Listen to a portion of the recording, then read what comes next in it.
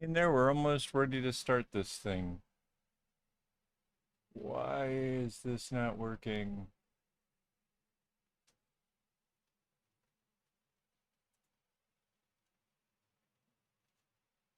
There it goes. Okay.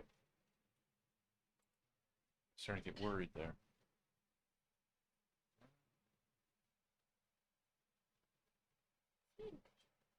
Yeah. Stream says entered the room.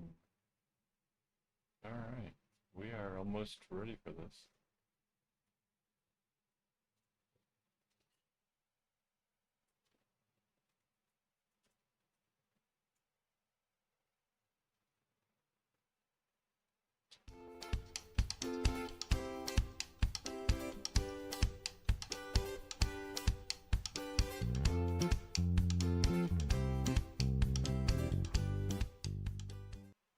Hello and welcome. This is Kevin, also known as AWOL, and we are coming back after having a long break. Hopefully, you guys had a nice little holiday session and family times and all that kind of good stuff. Whoa, why is this looking so... Hang on. Whoa, my camera seems to have... Hang in there. Wow, you'd think I haven't done this in a little while. Um, how on earth that happened, I don't know. It was like I was zoomed in or something. Okay. Yeah, back after a long break. There was um the holidays there. Hopefully you guys are getting used to this new year. It's not coming in, with a whole lot of too much trouble or anything. Um, yeah, in case you were thinking that maybe I would have gotten this finished over the little break, yeah, kudos to you for thinking I could do such a thing. I did manage to get a lot done. Um, However, it is nowhere near finished. I got some cool shots of it though. Take a look at this. So I got it stretched across our dining table. You might notice we've changed dining tables. But yeah, it's actually bigger than this table is. So I had to prop it up on a chair there. And yeah, it's kind of curling up at the top a bit. But I have to say, I'm really impressed with how flat it lays, which obviously is kind of difficult with um, something like this because you're working on just an area at a time. So that's kind of kudos for to me, right? Here's another shot to kind of give you an idea like how long some of these strings are. Quite a number are getting too short and need to be replaced, but there's just literally as I work on this thing, there's just strings everywhere. But wait, before we get too far into this, and hello everybody, by the way, I kind of, if you can't tell, I've had a bit of caffeine here. I do want to remind you that the secret word game is still on, and yeah, if you just happen to chat the magic word, you win all those. You get a keychain or a bag marker thing, and 2 bracelets. So yeah, that's something I think would be kind of fun. Hopefully you guys, you know, get into that. So yeah. Oh, that was the old one. I had some new pictures I was going to show. Oh yeah, there's the aerial view. Sorry, getting used to the buttons. So yeah, it is getting massive. In fact, speaking of mass, it is 985 grams as of today when I weighed it. So yeah, by the time I complete this row, it will be over a kg. So that's yeah. And yes, it has been a while, and yeah, things are pretty good. I mean, it wasn't like didn't have a lack of effort in this thing. It's just there's a lot to be done still here. It's currently from the top down to the here is I'm gonna measure this 36 cm. So um, the original target was 60 cm. So we'll see how far it gets. If I end up at like 59, I'm not going to complain. I don't need to go over or whatever. It's It's just a ballpark because we were basing this on the size of a mirror in our living room and thought, yeah, that's a good size. Why not do that? So, but yes, it does seem like it's been forever. Like what, a couple weeks now, right? So yeah, that's yeah, it's been a while.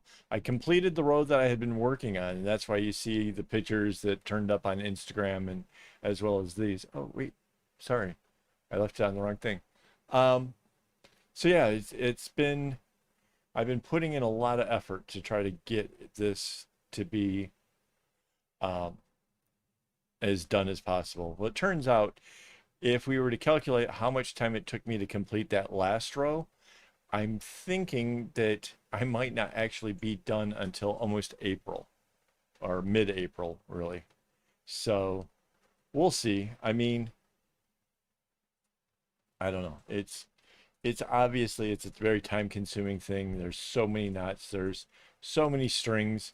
In case you've forgotten or not keeping score, there's 866 strings across on this. So it is by far the largest thing I've ever undertaken. And my wife brought up a point the other day. She said that it seemed rather fitting that it was something that would take me more than 6 months to be my one showcase piece, the one piece that I kept for myself to have up in our home to, basically show what I'm capable of. That, and I have to admit, I think she was right. I think that's if it only took a month, I don't think anybody, including myself, would be really that impressed with it. So yeah, I'm kind of okay with how long it took. The amount of materials, holy moly, though, that um, I'm expecting more string to come in soon because I'm running out of this light blue that runs through everything. Um, but we so far we're like 648 skeins of floss cut for it. Now some of that's hanging up on the wall right now, waiting to come onto the piece. I don't cut too much in advance because I don't. If I'm not going to use it, I don't want it to be cut or whatever. So, but that's so much string, man. That's it's mind bending.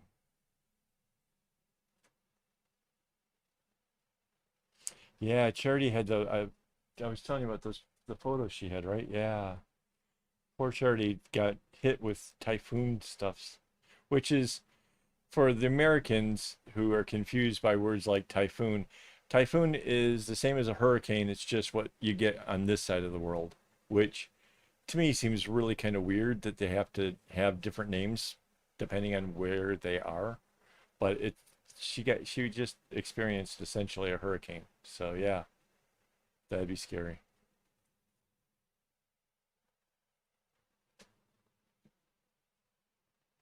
So there's what? There's hurricanes, typhoons, and cyclones. All basically the same thing, just depends on where in the world you're getting hit by one.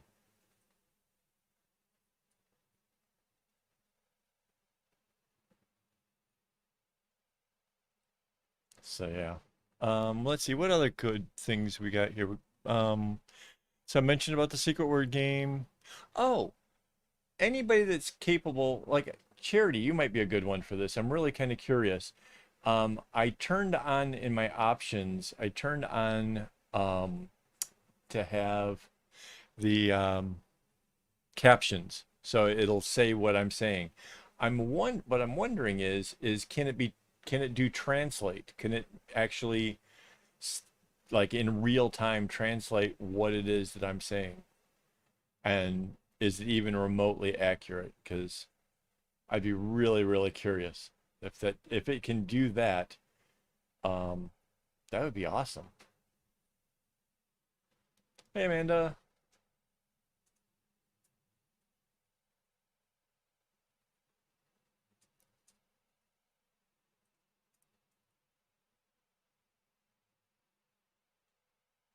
So let's see. We got Amanda here. Ocean Currents here. There is wow. This is starting out to be a pretty nice live stream. Thank you, everybody. Happy New Year. Yes, absolutely. Happy New Year. Whether you celebrate any of the other holidays doesn't matter. As long as you're, having a good New Year, celebrate the earth going around the sun one more time. I'm all for it. Getting ready for the Chinese New Year's over here. That'll be the beginning of February. Starts all that kind of fun stuff. So, as I mentioned before, if you're interested in getting string from, like, say, my supplier, like through AliExpress, you probably want to start doing that stuff immediately, because you're really getting close to the Chinese New Year, and most everything over there kind of closes down for about a month. So yeah.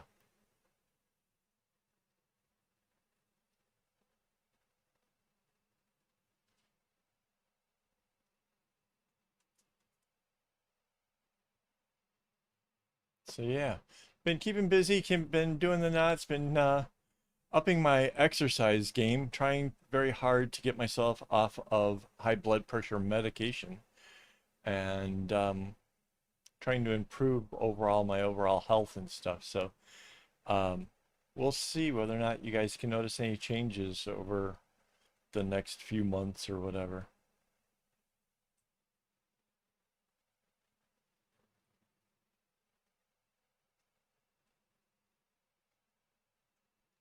Yeah, I've never been close to those kind of storms. I have friends that are in those kind of places where, major storms hit.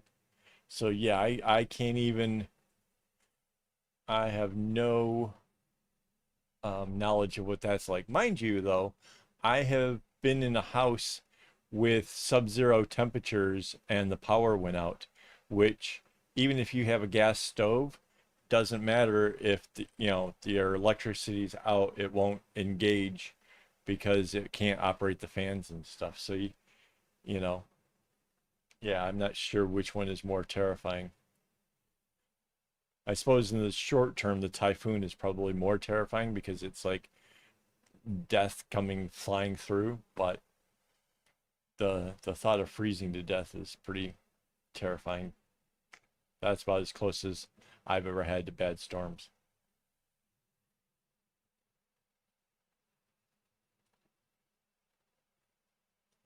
Helena made it. Hello, Happy New Year.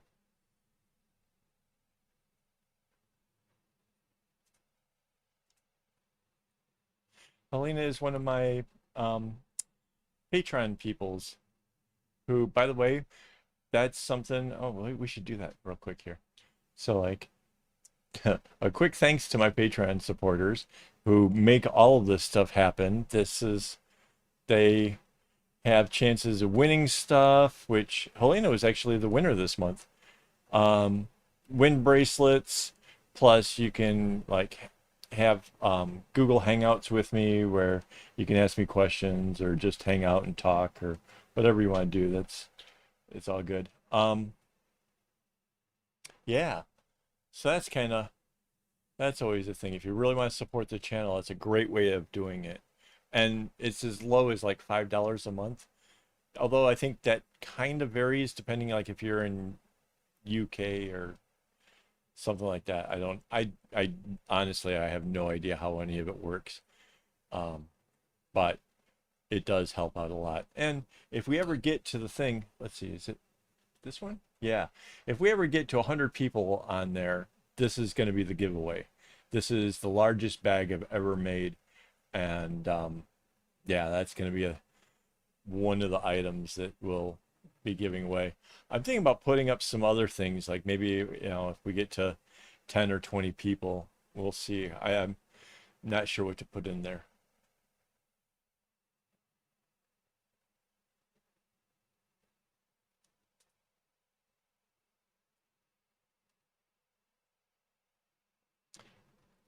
Oh, another thing about the whole Patreon is they also have access to probably at least a year's worth of posts by myself, as well as countless video, like, vlogs that I do pretty much every day, weekdays.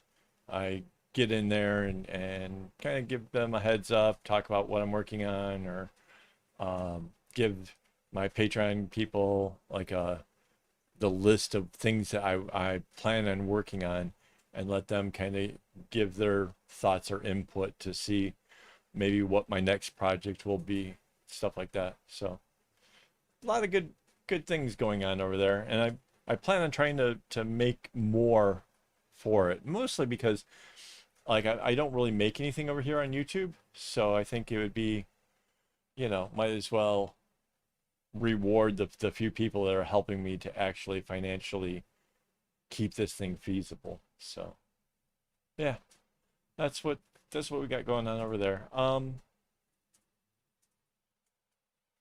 -3. Oof. Oof. Wait, what is that in Celsius? That's like way cold.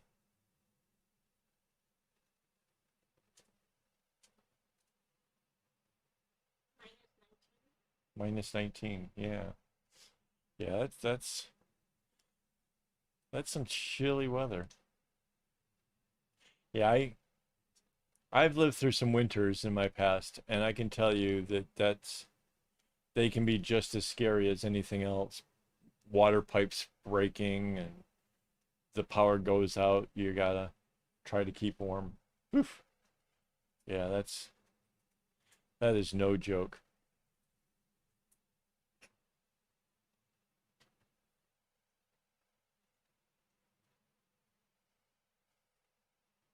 Yeah, and I became such a wuss now that, a little bit of air conditioning, and it can be a bit too much for me. So yeah.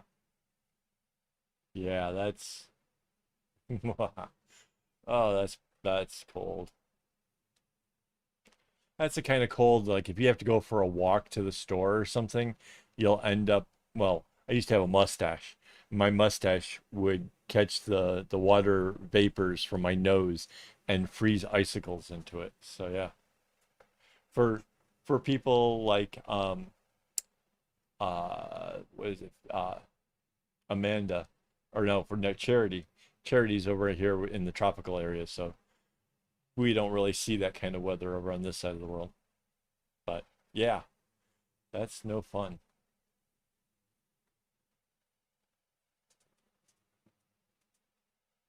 Ah, right, right.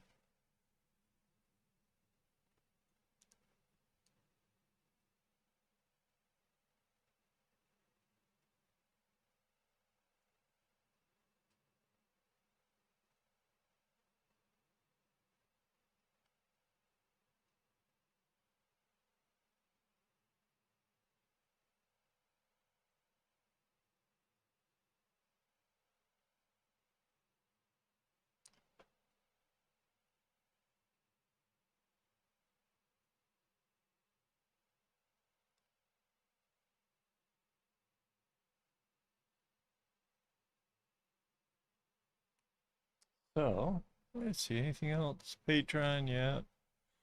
Still curious about the captions.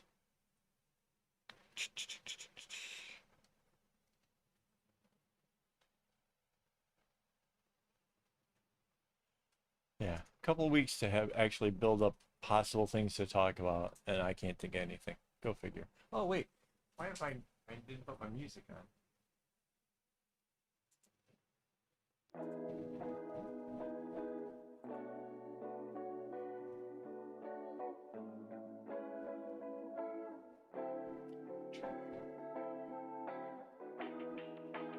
Nobody told me I forgot the music. A little something mellow to have in the background, kind of set the jazzy mood.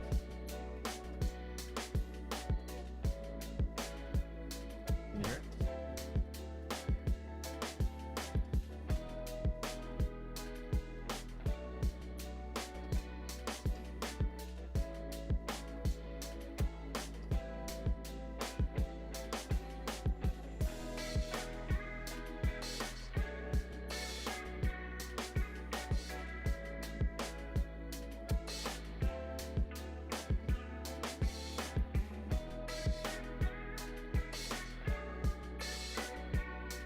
Cool. All right. So, Yeah, that's cool that you did a dog wall hanging. Kind of looking forward to seeing that. I'm haven't been on Instagram much, so I'm missing out on a lot of people and their updates and things, which is a bit unfortunate, but I've been spending more time working on this and more time working on myself. I'm trying, I don't know if you cut that earlier, I'm trying very hard to um, exercise and get myself into better fit. So yeah, taking a bit more time. I've been doing some 40-kilometer bike rides in the morning. So yeah, that's kind of starts my day off in a whole different tone.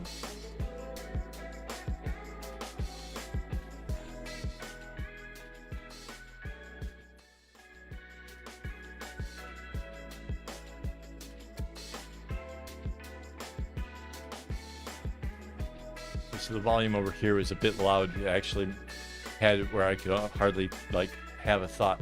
So hang on, I need to grab some yellow string to add in right here.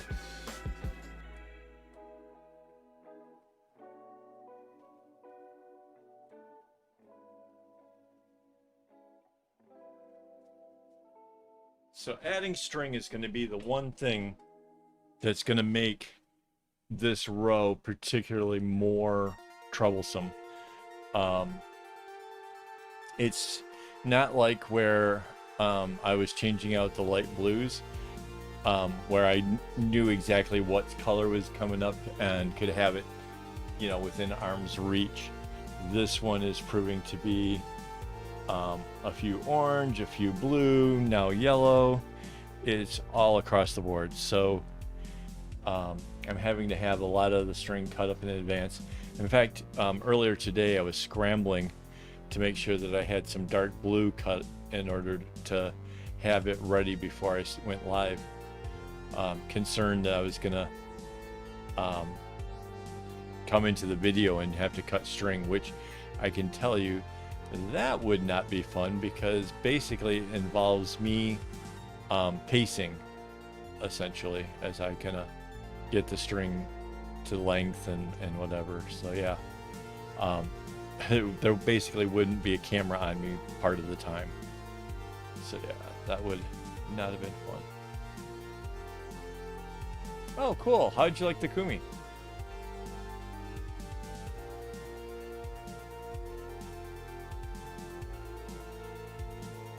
Oh, shoot. Get excited about people doing kumis and almost do one not too far.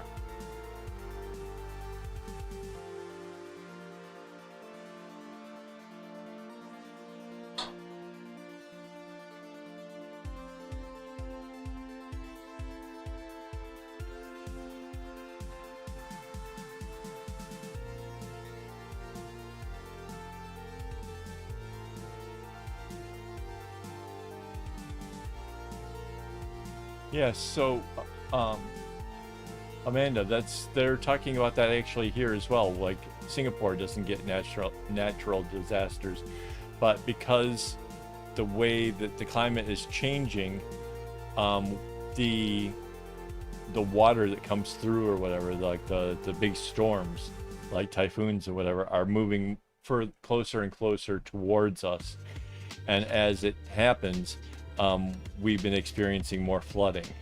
So that's like because we're getting like the offshoots of the storms or whatever. So yeah, it's all over. Yeah, so kumis they're not as exciting maybe as say doing the knots, but they can be. There are the friendshipbracelets.net have like a generator thing, so you can actually put the strings in the right sequence and make it come out looking like little flowers, which then if you make a cool bracelet and you have, you know, just a kumi start or whatever, it can look pretty cute.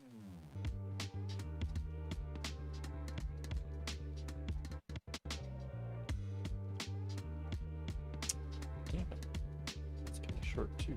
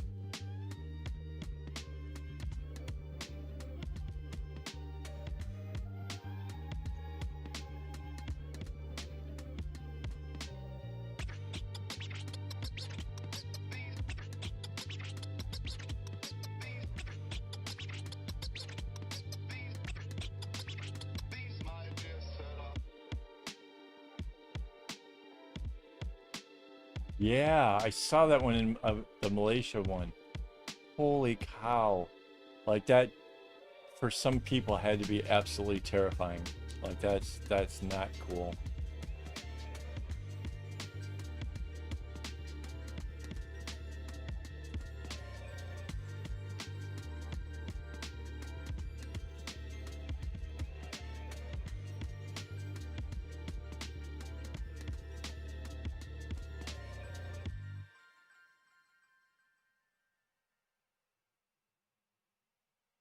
I just realized if I was back in the States and having to deal with those cold temperatures, I bet you this my project would probably work like really great scarf.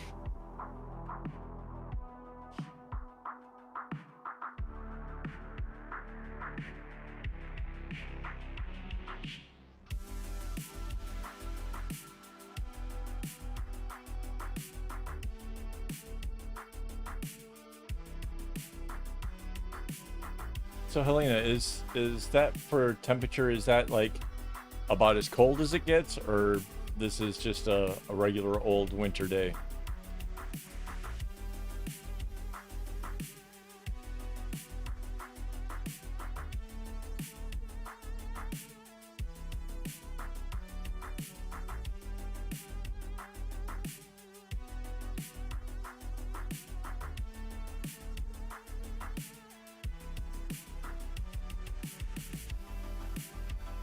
Sorry about the long pauses. There is a lag between um, when I talk and the time that you hear it. So sometimes when I ask questions, it takes a bit. So yeah.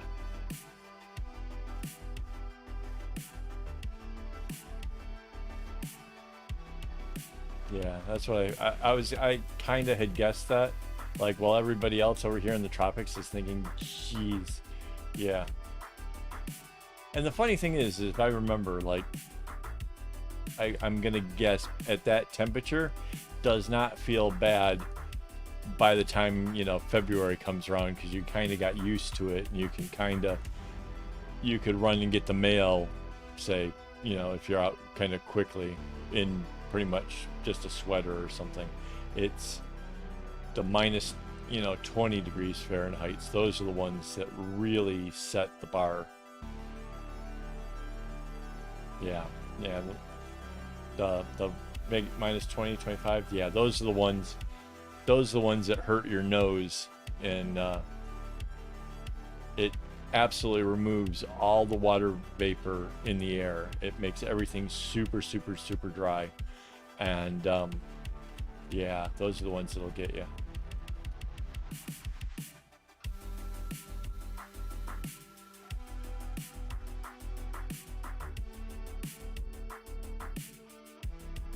Yeah, I spent a number of years without owning a car, and had to walk about 5 kilometers to work, and I was out there in the elements, cold and whatnot. I have to carry my work clothes in a backpack, and then because the stuff that I was wearing was so like layered or whatever to try to keep warm.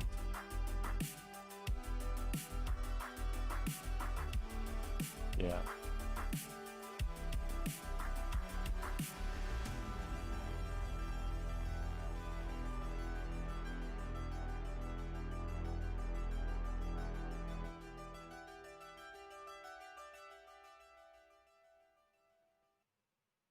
yeah.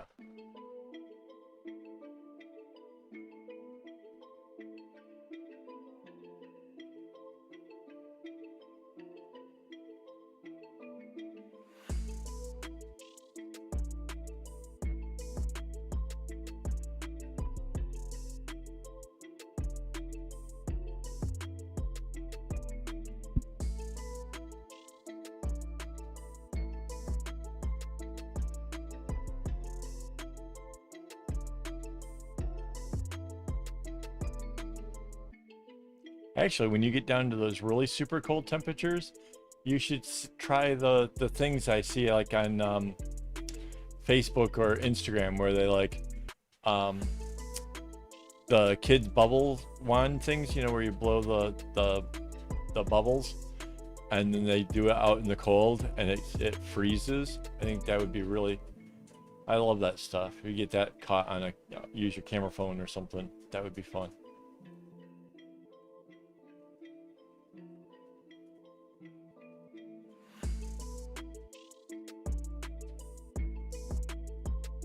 Like the kid on the Christmas Story, right?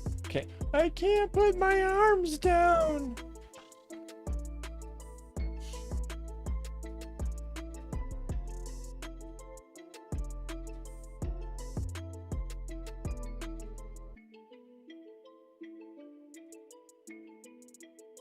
Yeah, I'm not sure. The last time we did the music, it was more Christmassy themed. So I was trying to get away from that, and I picked a different one. And it seems to be pulling from all different kind of things. I'm not sure what or how, but yeah, it's not bad today.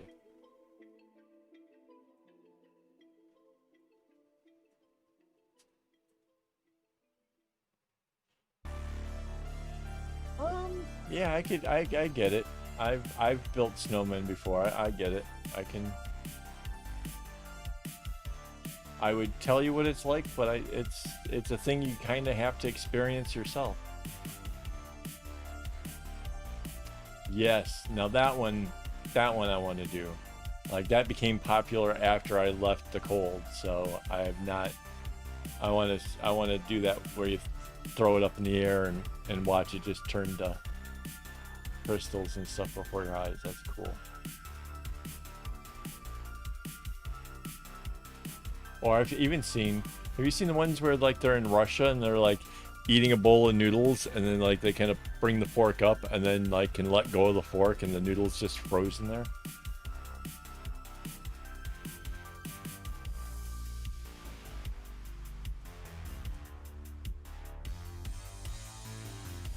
Oh, and you gotta make snow angels. That's the other one. If you get to a place and there's some fresh snow, you gotta drop it and do the whole make snow angels.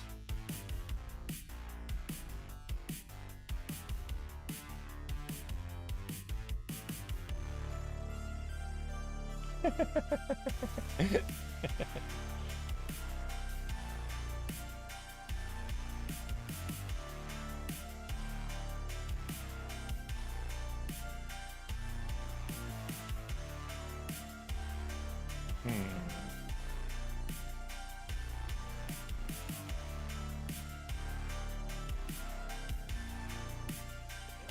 Place these two oranges.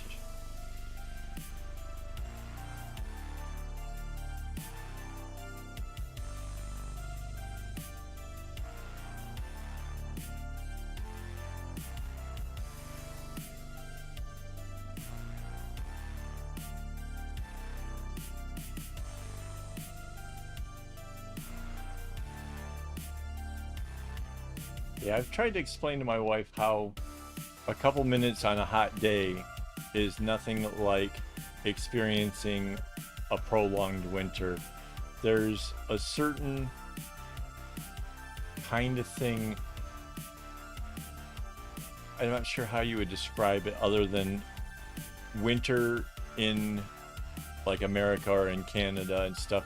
There's a cold that gets all the way down to your bones that even getting into a nice warm room or even a warm bath does not seem to cure.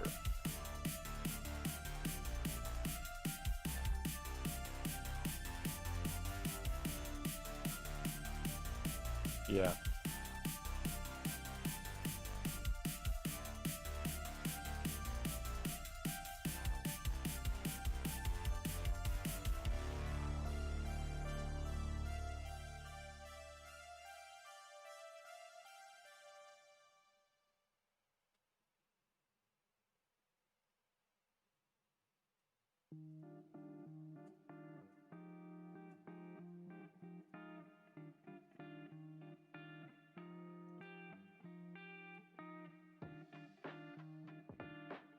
Yeah, I'm pretty sure they do that in Alaska as well, where they keep the vehicles going.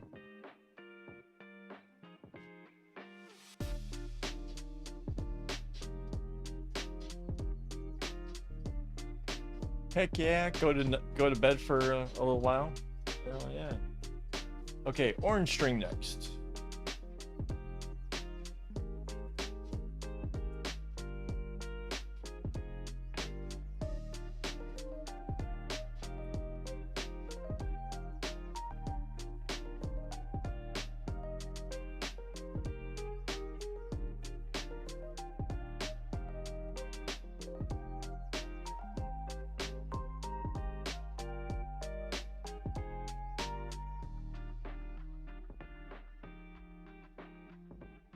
I just think, bears had to eat a whole lot of extra calories, and then, they lose weight while they're, hibernating. Come out all skinny on the other side. Not bad.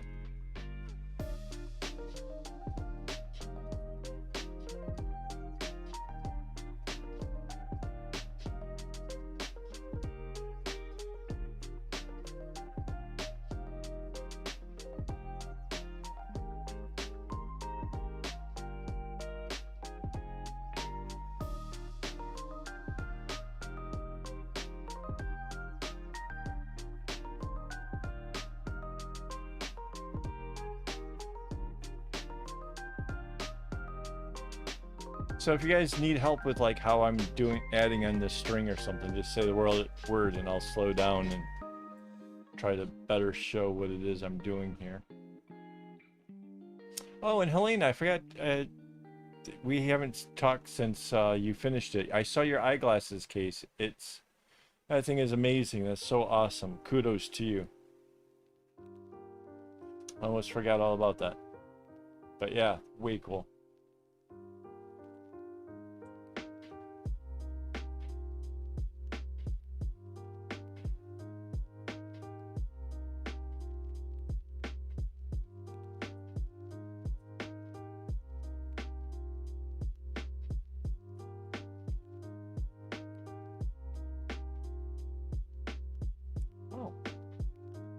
My Inspire light isn't on. Hang on.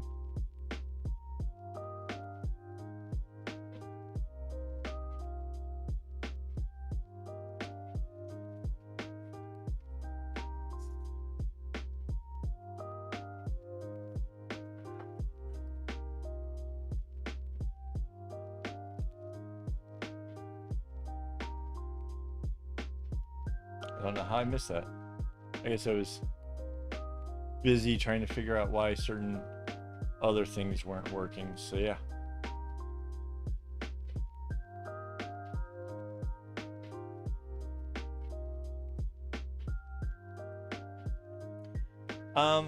Okay, so yeah, it's currently at 36 cm in length. So I'm not sure how you would count this. This is how much I'm adding right here, right? So like 4 squares. That's how much I'm putting in this pass. If my math is right, if I've got this figured out right, I think I do this pass plus 3 more, and then I'm done. That's kind of how I have it figured out. So it'll bring it to nearly, but not exactly 60 cm.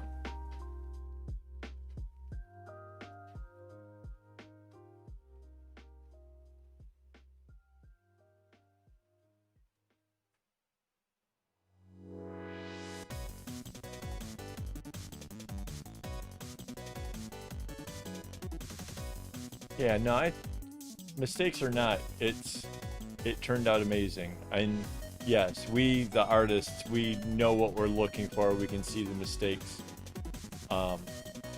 It doesn't matter. You made something amazing. You put a lot of heart into it. You put a lot of time into it. That's awesome. That's what matters.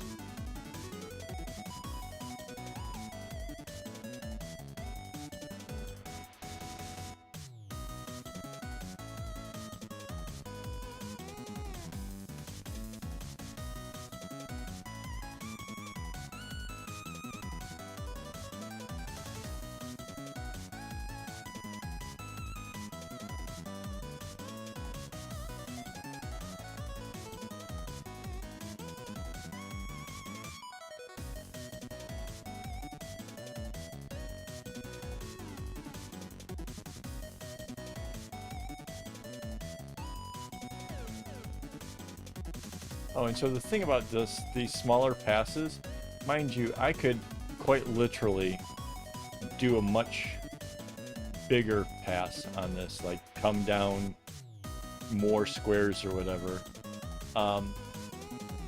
But finishing a row takes, you know, so much longer, and it's so... I'm looking for a word here. Kinda...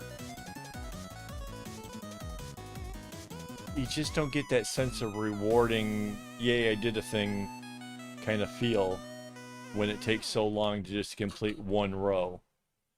And maybe it's because I'm ADHD, maybe it's just normal, I don't know. But I kind of need to feel like I did a couple rows, or I did, you know, I accomplished something. So yeah, working on the shorter rows kind of helps that along, and makes, I kind of actually feel like it helps me be a little bit faster.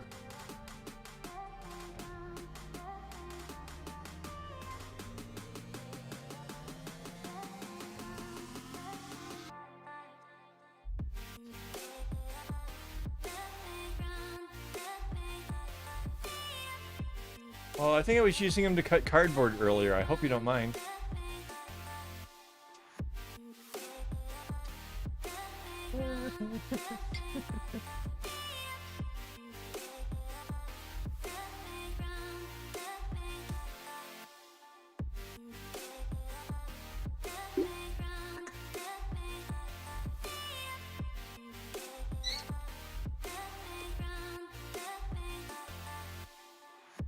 I didn't actually know there was a barcode underneath my water bottle until just now. That'd be a cool place to put a sticker. Interesting. I happened to tilt it up and see the bottom off the camera, and I'm like, what's that?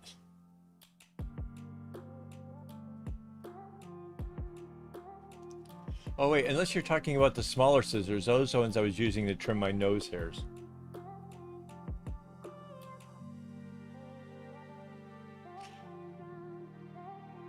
Rainbow is gonna absolutely hate me and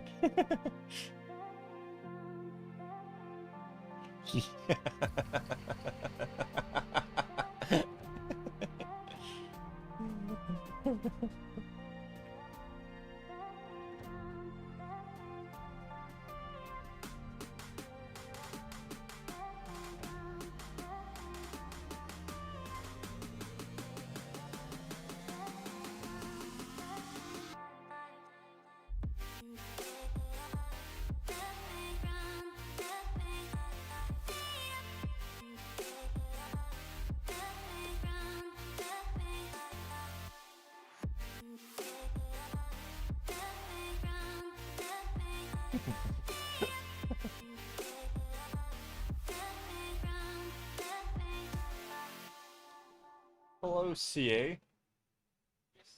That was random.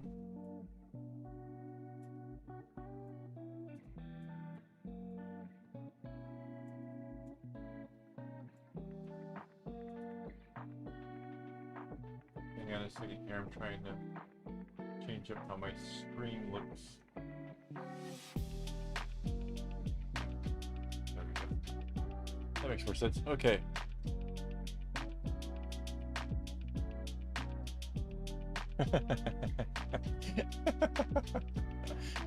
You guys are too much. I love it.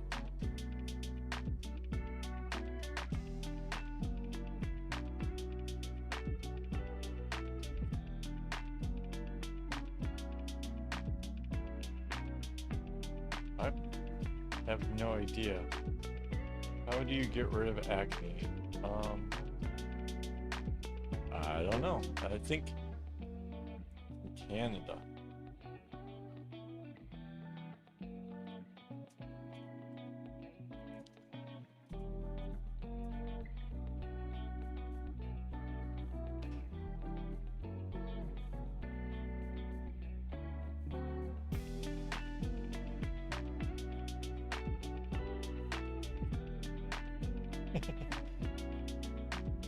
Yeah, that actually might work. If you're in Canada right now, I suspect it's getting kind of chilly.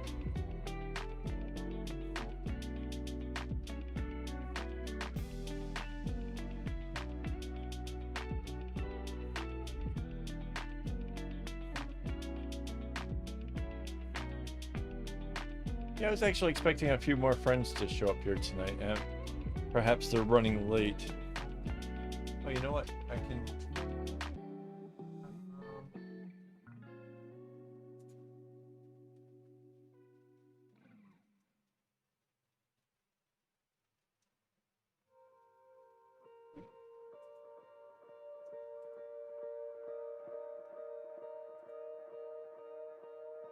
Don't see a spot for sharing a link.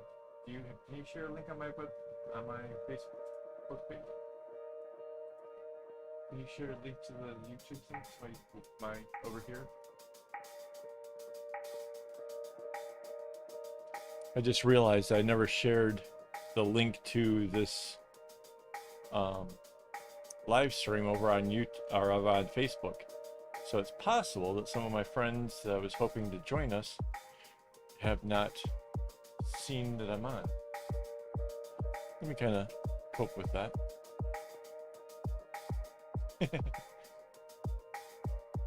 That right there, that's how I used to look on a winter day in Michigan.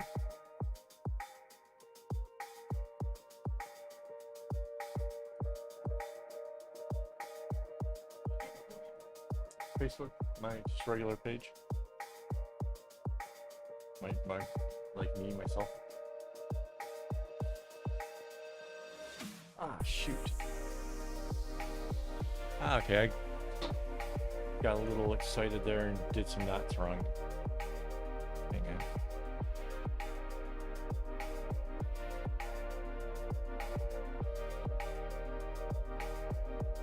So to the question, do I ever make mistakes? Yeah, like here's one right here. And this is how I cope with mistakes. I have a needlepoint needle.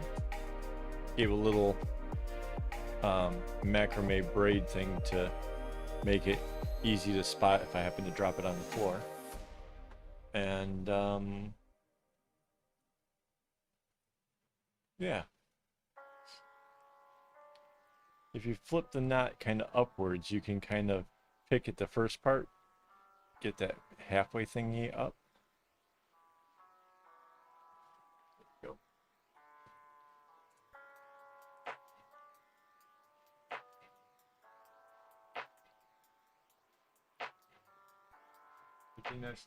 You can try and use a good brush. That's cool.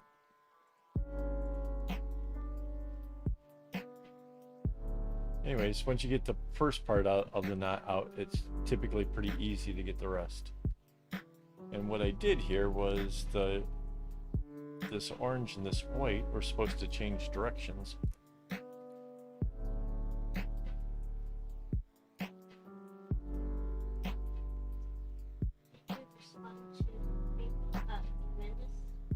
Oh no, I didn't see it. Okay, between freezing winter and scalding summer. I prefer Singapore because as warm as Singapore gets, it's never quite it doesn't get as hot as say Michigan does. Michigan actually has hotter days. Doesn't last for long, and typically the evening and stuff it might cool down, but you can have days where it's like 110 degrees Fahrenheit, which is almost unbearable. And then yeah, you have to have, basically I would have like totes of clothes, and it would trade between the seasons, you know. These are the summer clothes come out, and then the winter clothes all get put away, and you know, it's kind of, I don't know, it's so much easier here. I just have like a dozen pairs of shorts that I actually rotate. They're on a rotation thing when I like bring out the laundry that goes to the bottom, and you know, just so that way I wear everything evenly. And I wear basically the same stuff all the time. Like, this is t-shirt, my don't get your strings in a bunch t-shirt, and a pair of shorts, and I'm good. Um, yeah, I much prefer this. And Singaporeans will tell you it's so hot, it's so bad. It never gets all that bad. It's muggy, it's whatever, but I've experienced worse. I know what weather can do, and yeah, I much prefer this. Oh, thank you, sweetie.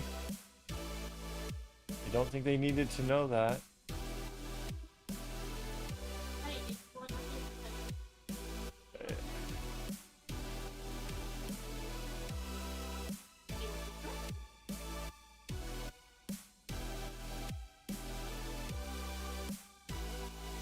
An informal briefing here.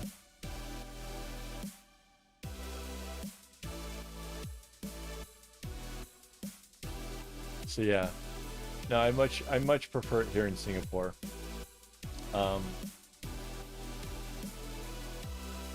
Mind you, if I could be anywhere I would want, I do rather like the more mountainous regions.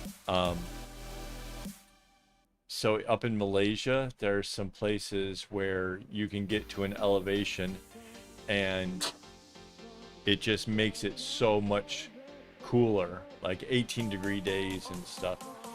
If I had my way, I would love that. The only problem is because you're at an elevation, getting around will be a challenge. Everything is built on the hills, and what might only be a kilometer away might also have an elevation that's, makes walking up to the store more challenging. So yeah, I don't know if they have things like, the grocery stores or whatever delivering food or not. So like here in Singapore, we can just go online, go to Red Mart, and have whatever we want pretty much delivered to our door. If they had it, yeah, that'd be awesome.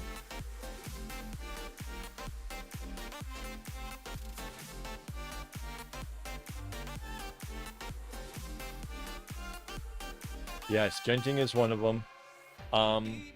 Just below Genting, there's what is that area called? Bukit Tinggi. Not quite as high as Genting. It's got this beautiful hotel thing that looks like something out of France. That's pretty amazing. But I was also thinking the Cameron Highlands. I like Cameron a lot, and that's the one I was thinking about where I was talking about like everything's built on hills. Getting around up there just seems taxing. Yeah, you got the Boti farms, and yeah, I kind of really want to get back there. Mind you, I was pretty happy over in Desaru as well, which is just down by the coast. But I don't know what that's like during the heavier storms, so yeah.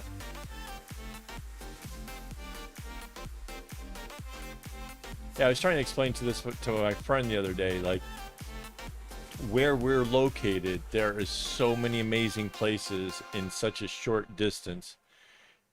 There's no place in the US that really truly compares to the fact that you can be on an hour, 2-hour flight and end up somewhere so dramatically different, whether it's a flight down to Java and checking out, hundreds and hundreds of years old Buddhist temples, or going north and going into, Thailand and Bangkok and Phuket, or even just a bus ride up into the mountains of Malaysia and stuff. There's just nothing quite like that in the US. Take a boat ride or a flight over to Bali, just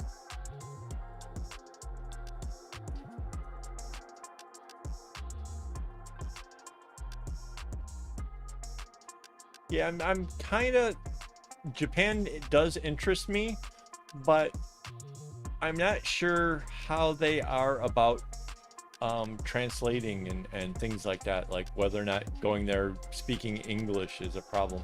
Hey, Gothic. Hello.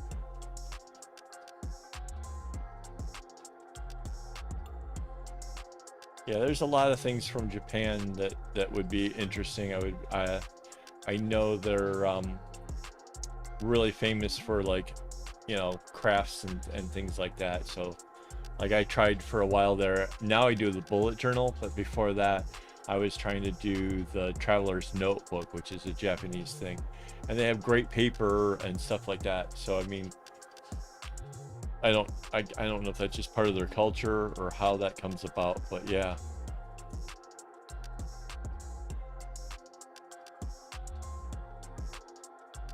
Yeah, it seems like it's been ages. Absolutely.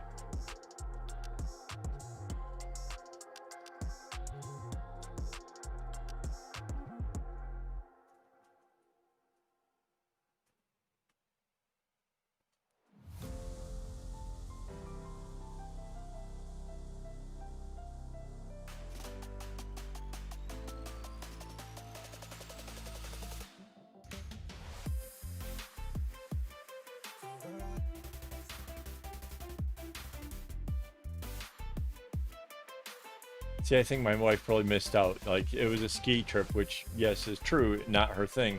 However, there's a part of the ski aspect called the ski lodge, where there's a nice big roaring fireplace and, you know, people talking stories about, you know, the time that they nearly killed themselves on skis. That would probably been a lot of fun.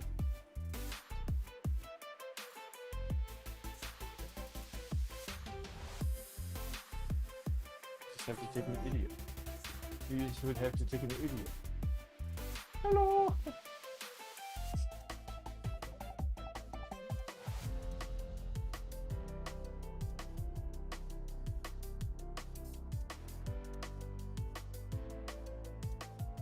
So are you back home now? How are the kitties?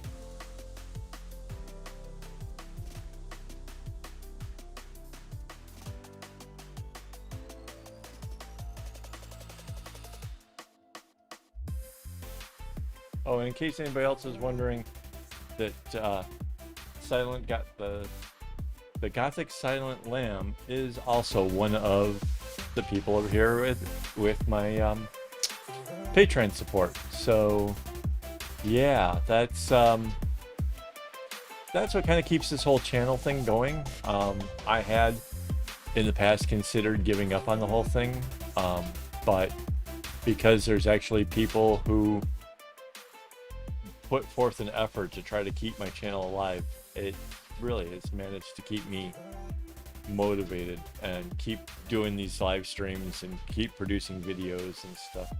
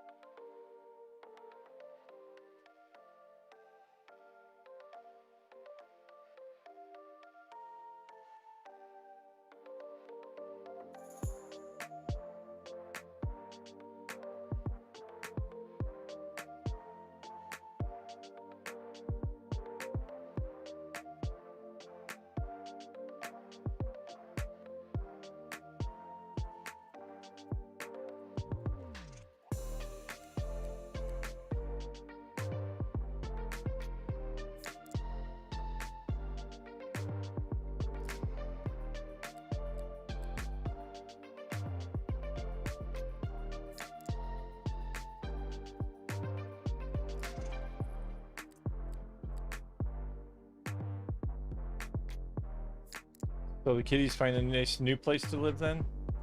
Poor guys. Poor you. I know that you were rather attached to them.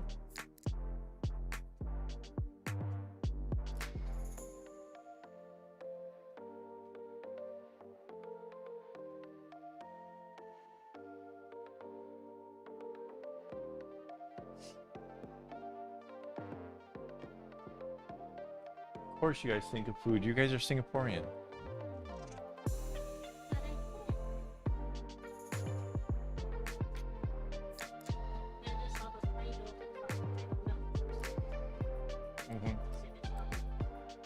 Yeah, yeah.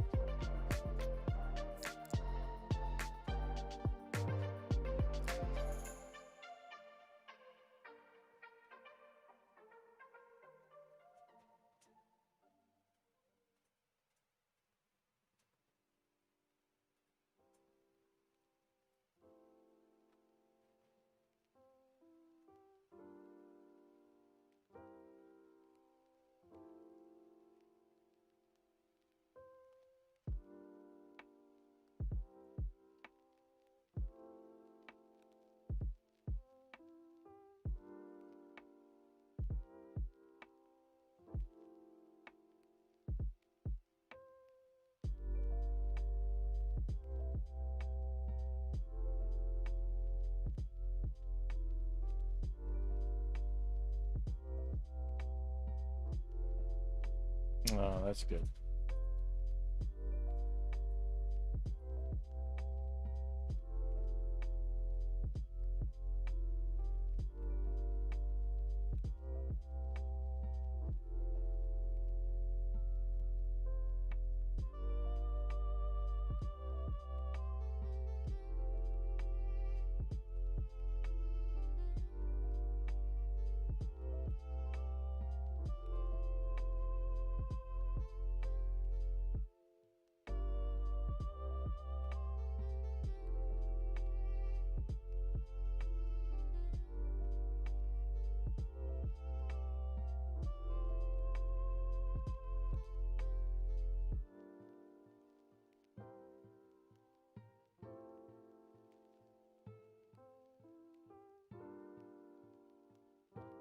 Yeah, it seems like a lot has gone on since our last one.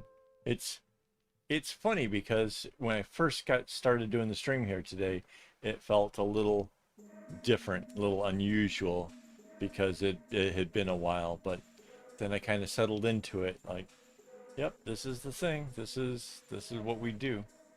So no, I'm glad to hear that you're okay and that the cats got homed. That's good. It's unfortunate you didn't get to keep them or whatever, but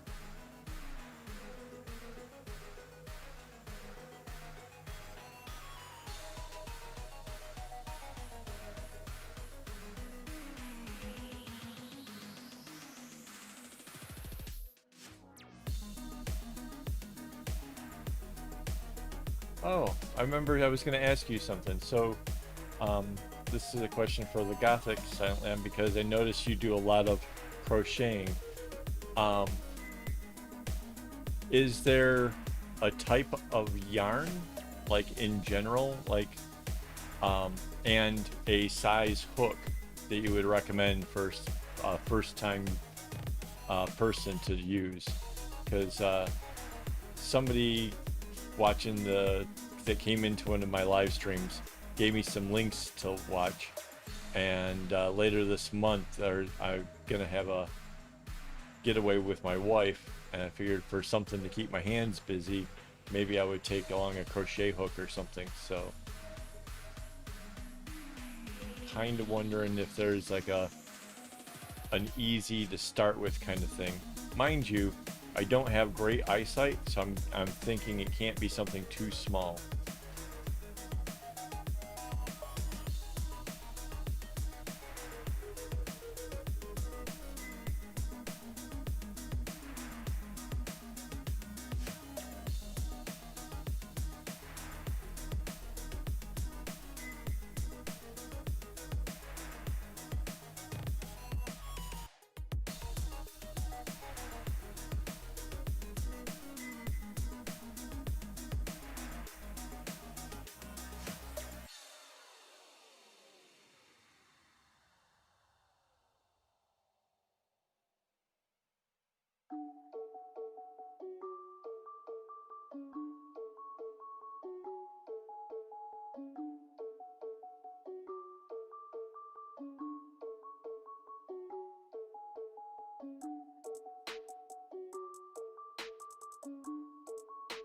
Oh, and I've been to my Patreon people, I've been talking about the possibility of doing some live streams during the week. Um, and I'm still really uncertain about it. My biggest hang up is being afraid that I'm going to be sitting here talking to myself the whole time, but also that I don't seem to have my scheduling and stuff down very well. So my morning workouts and yoga and stuff is pretty all across the board there, and so until I can kind of get myself into some kind of a consistent thing, then yeah, I'll have to see how that goes. All right, let's see, with a size for a medium size. Okay.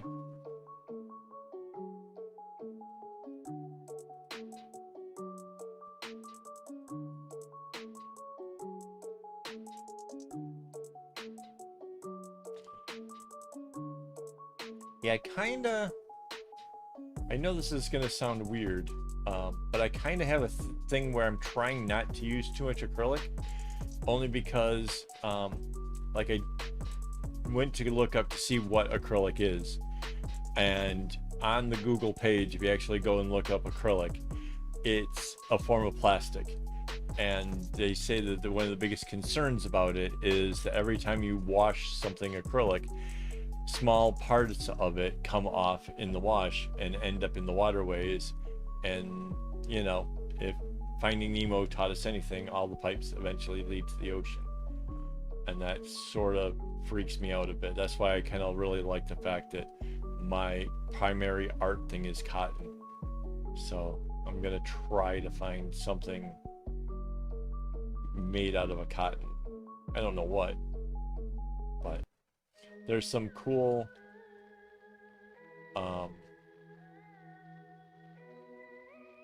like a little, like a thick, like this thick, maybe a little bit thicker, that like cotton on a wound around a cone kind of thing. It might be fun.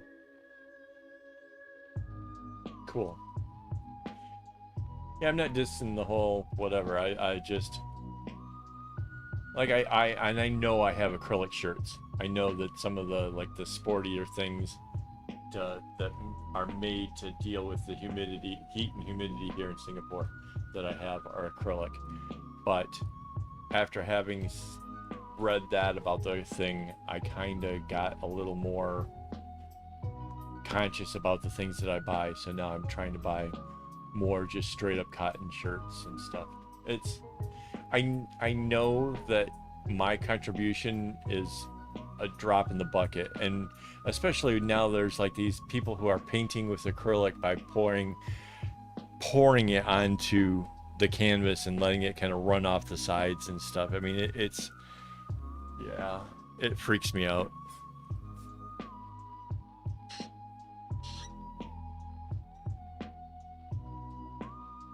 Oh, that's actually, Amanda, thank you. That might actually be the perfect thing to practice on, because if I turn it into one great big knot and get my strings in a bunch, I won't feel so bad because it'll only be $2 Daiso stuff.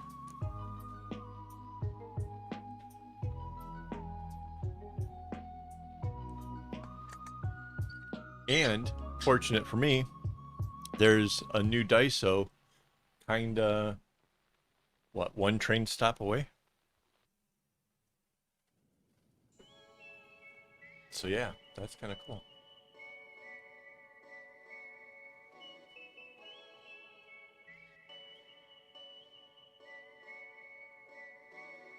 Right.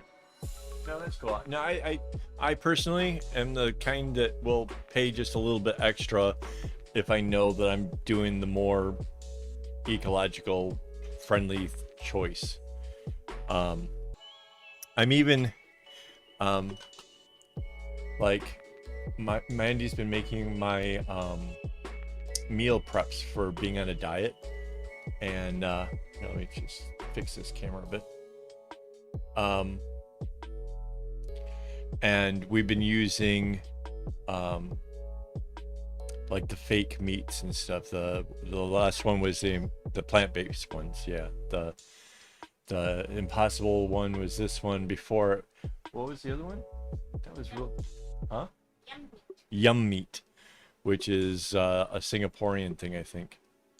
That one turned out pretty good too. So yeah, trying hard to be a better person, and I think that kind of stuff starts with small actions. You know, you can't change the world, but you can do little things to make it a better place.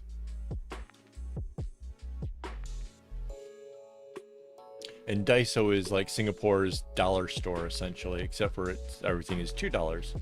And now they're starting to have a few Daisos that have like areas where things are up to $5 or more. I don't know. It's kind of weird. But my first bag, actually, my very first bag I made was made with Daiso string. I don't know why. I just had doubts about it or whatever, but I just thought that, you know, if I was going to use a ton of string, I just used the Daiso string, and it came 12 skeins in a packet. So 12 skeins for $2. And I figured that way, if it just everything went south, I wouldn't feel too bad about it. I'd only be spending about, you know, what, less than 30, give or take. And then, yeah, I ran out of one of the colors, had to go try to find it, ended up riding all over the island to every Daiso imaginable before I found more floss. But yeah, got it finished, got it done. I love it. The thing about the Daiso embroidery floss, though, in case Amanda or anybody else hears this and is curious, the floss from Daiso is much thinner. So when I did a bag of exactly the same number of strings, my second bag, it was really a lot bigger. Mandy hated it. She wanted one nice and small like the first bag. But mind you, she did not want to kumi out the Daiso string. So string naturally has this thing, like if I pull this string here across the other ones, you can see it sort of moves them, and so there's a bit of friction that happens, that, you know, you can see it kind of drag that string up a little bit. Daiso string, if you drag one string over another, it really latches on. There's a roughness to it. I really don't have a great vocabulary to explain exactly how this works, but there is a rough texture to it that makes doing the kumis a little bit more difficult. Even just picking up the strings to do your knots is just requires a little bit more effort. And when you consider the number of thousands of knots that goes into the big size bags, you can imagine that little bit of extra effort, really, you feel it after a while. So yeah, but the string, the colors and stuff all really worked really great together. And yeah, I really love how it turned out. So it is what it is. All right, I got a yellow here that's really short. I'm thinking maybe it's better I get it replaced now while I can. And yeah, I think I'm gonna do that. Hang on, I'm gonna grab a yellow.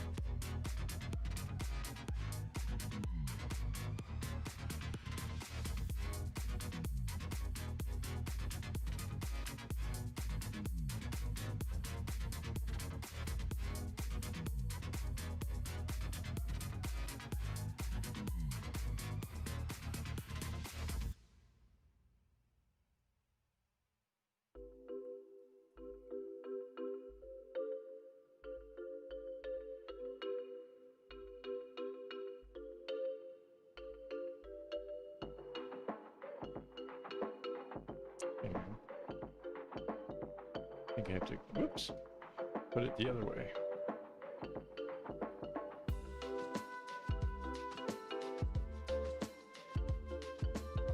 Okay, so what I had to do there was I reversed the direction of this yellow, because this one is zigging to the right, and I need all the yellows to come into this direction, so that way this blue can go over top of it. And kind of, if I had it going off to the right like I started to, two would have been in one direction and one would have been the other way. So yeah.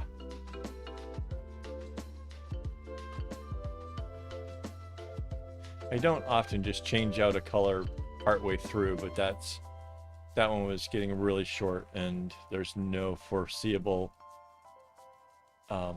time where that's going to be able to be easily changed. And I don't want it to get so short that it really becomes a problem in the future.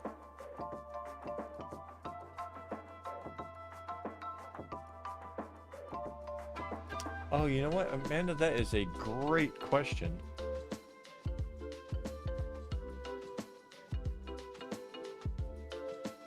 I'm stupid enough to think that I'm just going to pick it up and start making neat things, but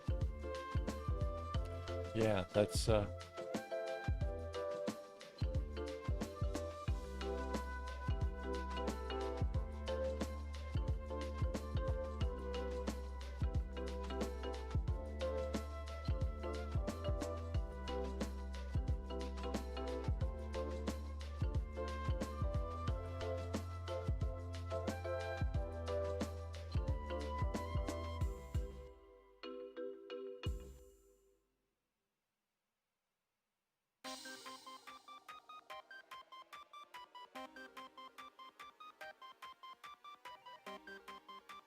yeah, I suspect that's not a bad idea. I did once, long ago, after I came here, was looking for something hobby-like to do.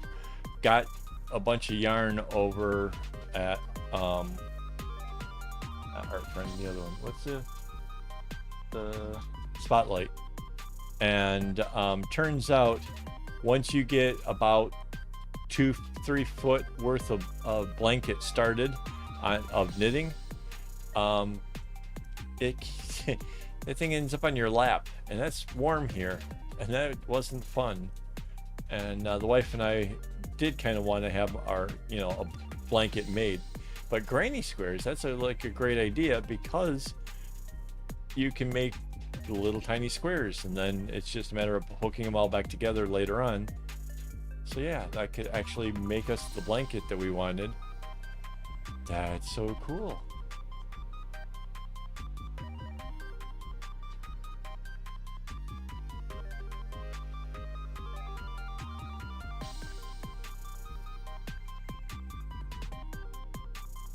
So wait, if I make them, does that make them uncle squares? Oh, see, this is why we need donations. The Mandy cam right there would have been absolutely priceless. You guys really missed out on that.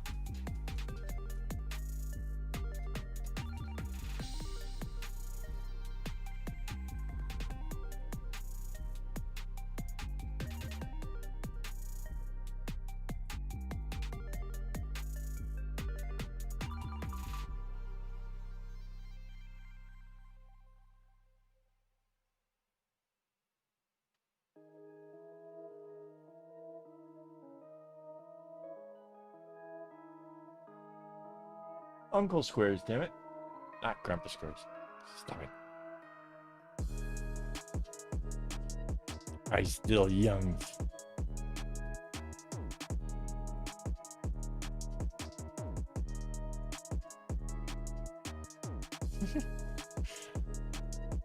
It just doesn't seem like a granny if I'm making it.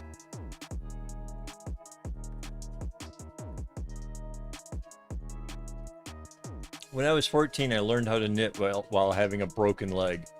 When I then learned how to knit, and I learned how to purl, and I got excited and was starting over, and I went like knit 5, purl 5, knit 5, purl 5, knit 5, purl 5, and then coming back the other way, it was the alternate. So that way, after doing 5 rows, I then flipped it. So I was basically, in my mind, I was making a checkerboard, and I was all very pleased with myself having made this checkerboard, only to end up finding out that that's called the basket weaves. And yeah, I kind of was pissed. Hello, dear. So yeah, I have wanted to create things in the past and thought I was clever, only to find out, nah, someone else did that.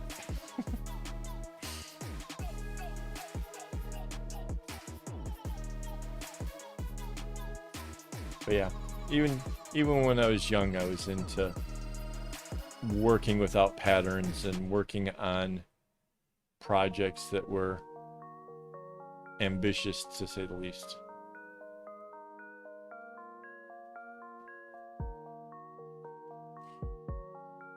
Oh, and so Gothic, you missed out on these.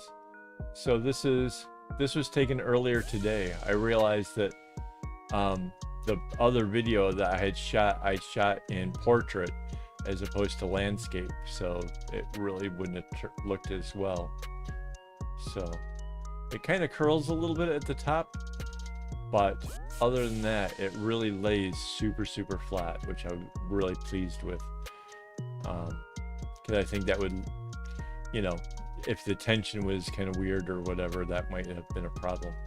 And then this is another shot to kind of show like how long some of these strings are. What you kind of really don't make out is how periodically some of them are really actually quite short. Just is what it is.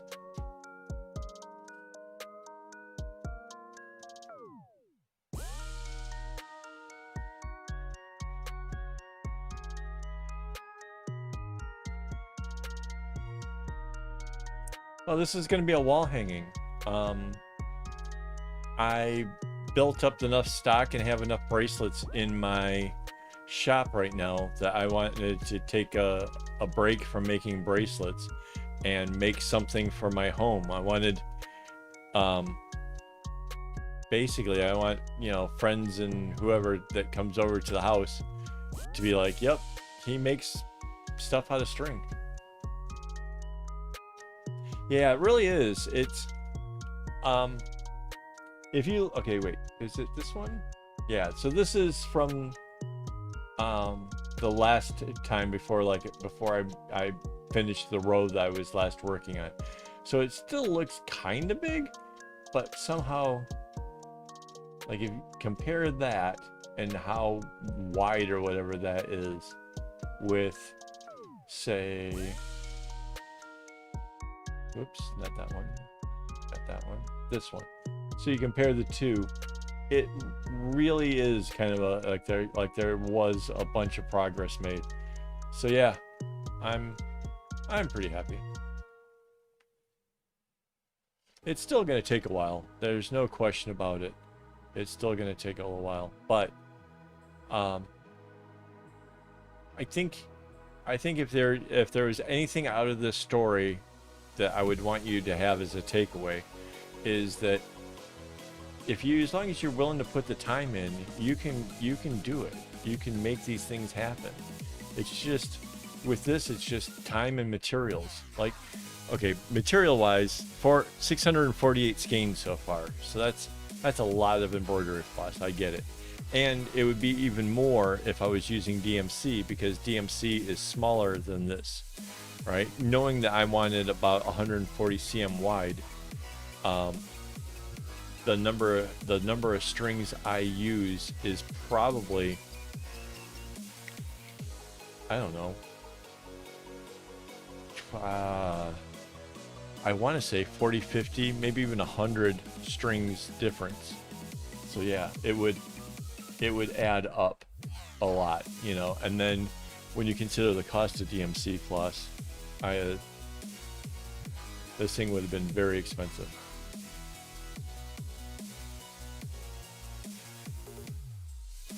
Thank you. Well, and when I say thank you for that, I'm not only thanking the acknowledgement, but thank you for being part of what helps to drive me.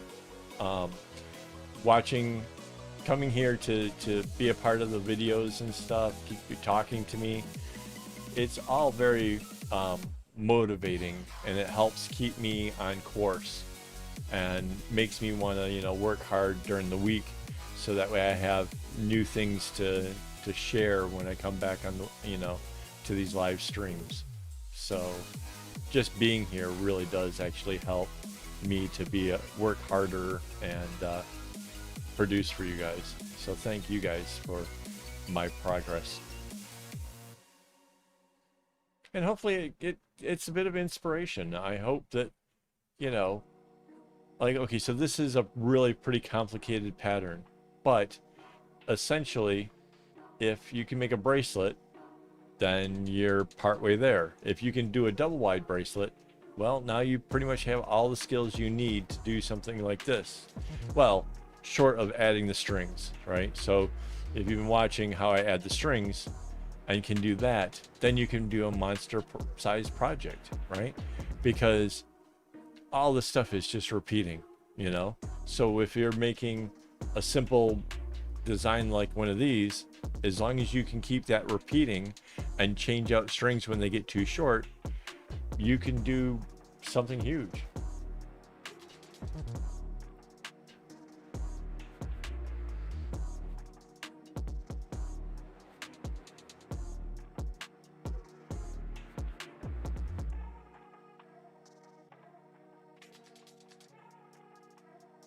What is it? Sunwing party plane? Yeah. What Gothic has got me wondering what I'm missing there. I'm afraid to look.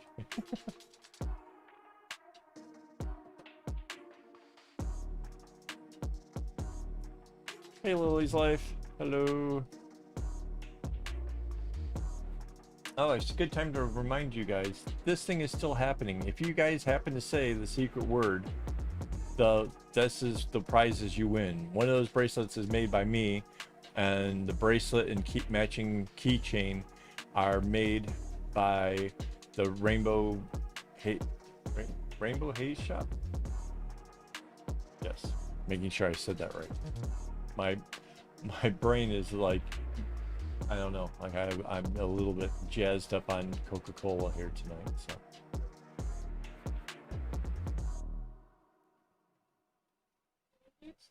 No, I have not glued the other one yet. And yes, I thought, that's funny, you probably see that when I'm trying to show off the bracelet. So yes, I have moved over to the other one. And the red one is right here. Right behind me, like within arm's reach, sitting on top of the thing. I haven't cut the ends yet. It pains me to think that I'm gonna have to, I don't know, because I want to put a knot here and a knot here, and then glue it onto the trowel.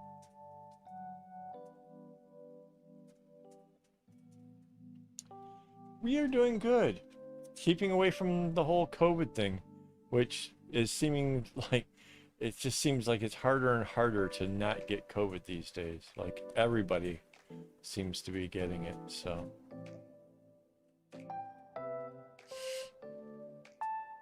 So question, do you guys have any New Year's resolutions that you guys are keeping or giving up on already?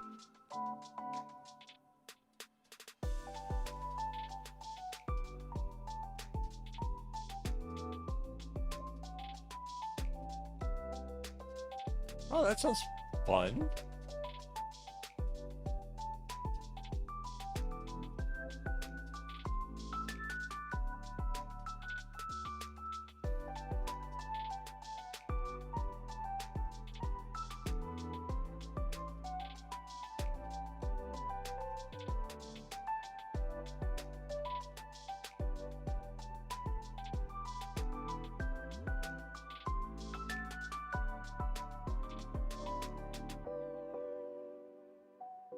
Oh, that's unfortunate. Yeah.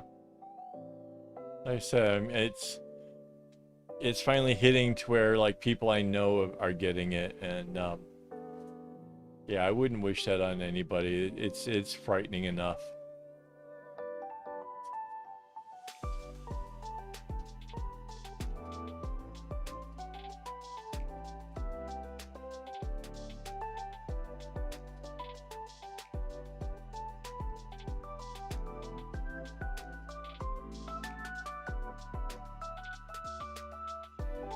That's good. Yeah, I too am thinking about trying to do a bit more sketching, a little bit more watercolors. I have been putting in like my time with this, but I think I need to make time to explore my other things that I love. And yeah, I'm not. I feel guilty if I try to like do anything other than work on this because I feel like I need to get this thing finished.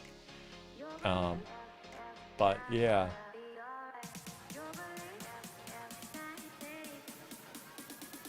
my wife got me a really nice quality book for my bullet journal. So the paper is actually good enough that I can actually watercolor on it. And so I'm kind of thinking that there could be some interesting things that I add in there with watercolors and stuff. So it should be kind of fun. We'll see.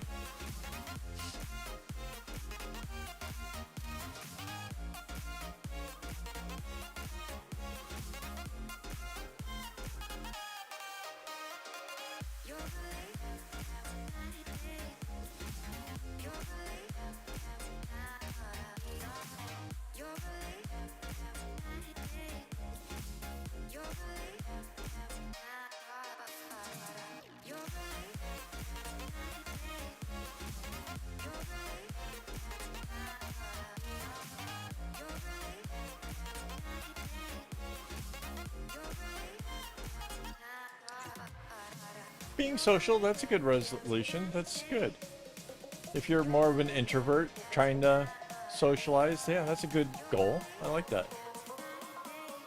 I don't think I really was an introvert per se, but I gotta say this whole since things kind of started shutting down for the whole COVID thing, I've become more reluctant to go out and be around people. So yeah.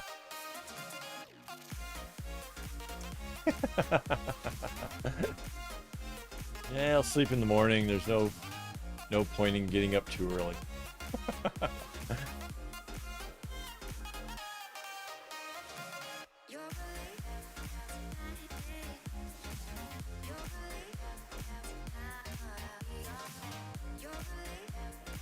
Well, that's good.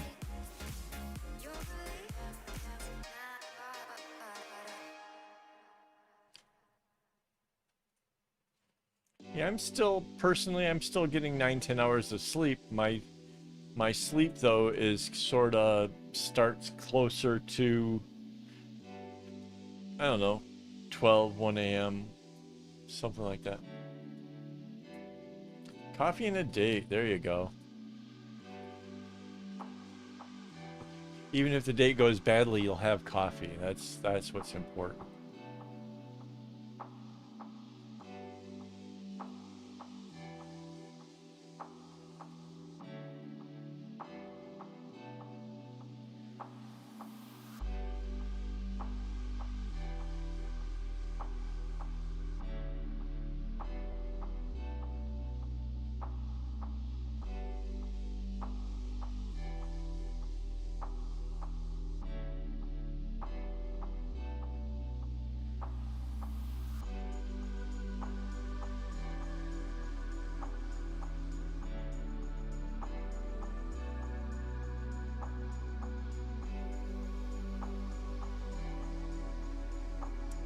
Yeah. Well, that is a bit unfortunate.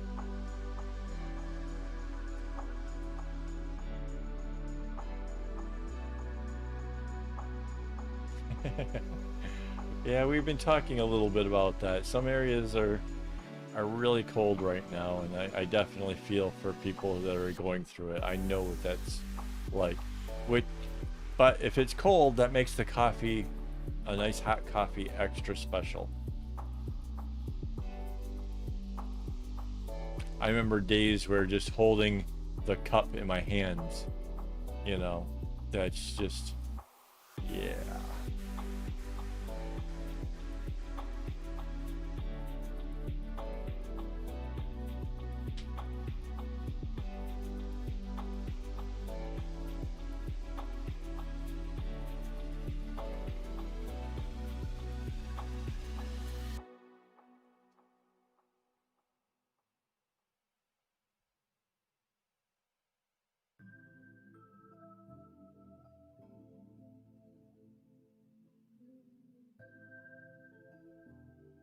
Michigan. Oh, hello. Yes, you're up north though. You're not just Michigan. You're in the Upper Peninsula. You're up where it gets real nice and cold. You get snotsicles. Yeah, I don't. I love the Upper Peninsula, but I can't. I don't know about living through the winters up there though.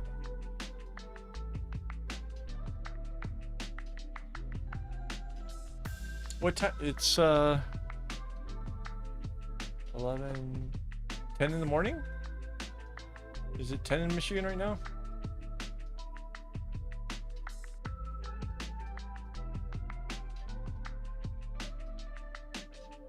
So in case anybody's wondering, Dana is somebody I've known for a long time.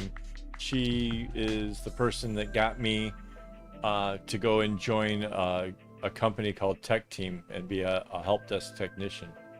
It was one of my more favored jobs that I've ever had. Had a lot of funny stories from that place, but yeah, good times.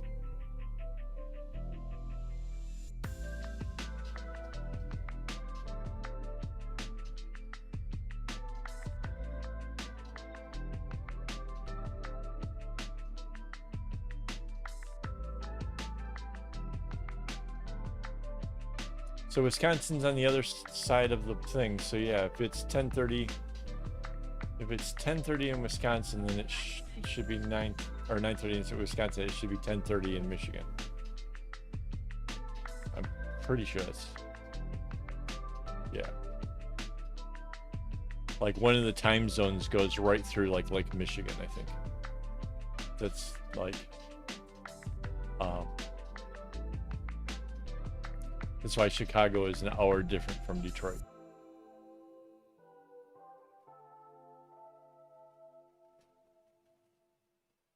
So Wisconsin, that's fun. That's aren't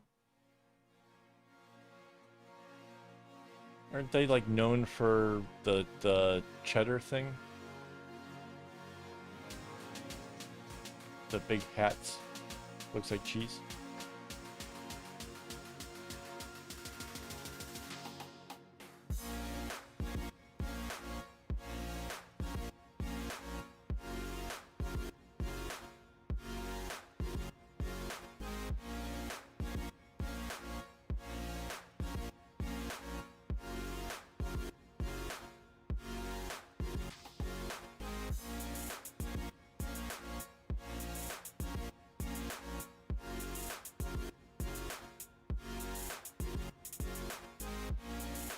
Yeah, so no, it's good. I'm glad Dana made it. That's fun. Sorry, got all sidelined and distracted. At least I'm still getting nuts in. Yeah, the cheese thing, yeah.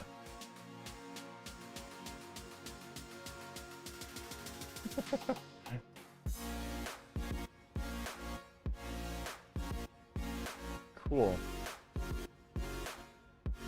So, seeing as how we got another person in here, let me just kind of show you, Dana, how much progress.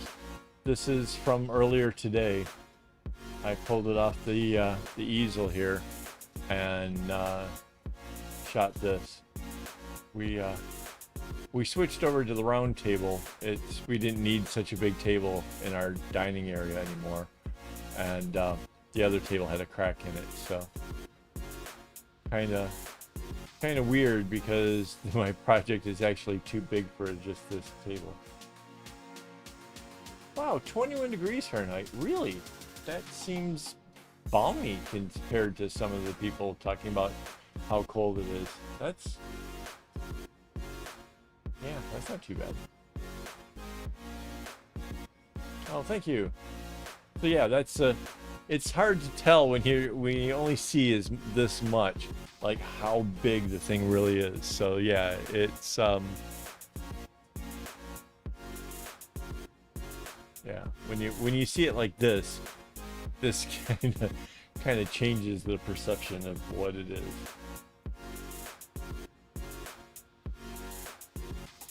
Yeah, you're the what? You're the second person that said that. In order to actually get something into the Guinness Book of World Records, you have to pay something. It's like $1,000 to actually do it. It seems a bit like a scam, but um, it is possible. Maybe when the whole thing is done, to find out whether or not they have any kind of category or something for it. Because if it really is, maybe it's worth it to actually, you know, have it put into the Guinness Book of World Records. It would be. I certainly would not mind having my name in the record. So yeah.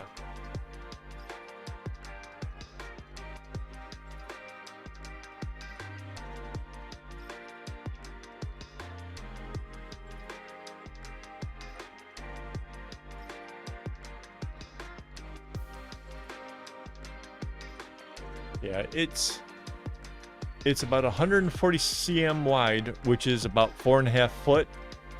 Uses 866 strings, and that so far it's used 648 skeins of embroidery floss, which I expect to use a lot more. And it right now weighs in at 985 grams. Hey, Amaris. Hello.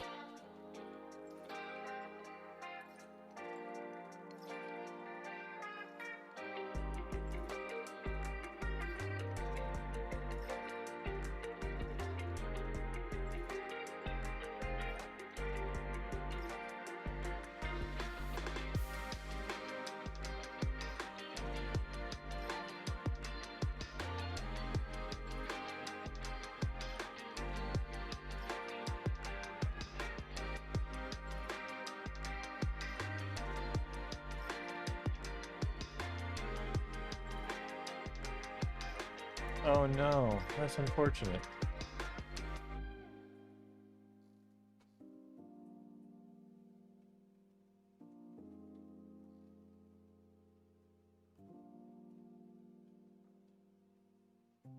Yeah, time zone's crazy. We got people just waking up. We got people ready to go to bed. It's so weird.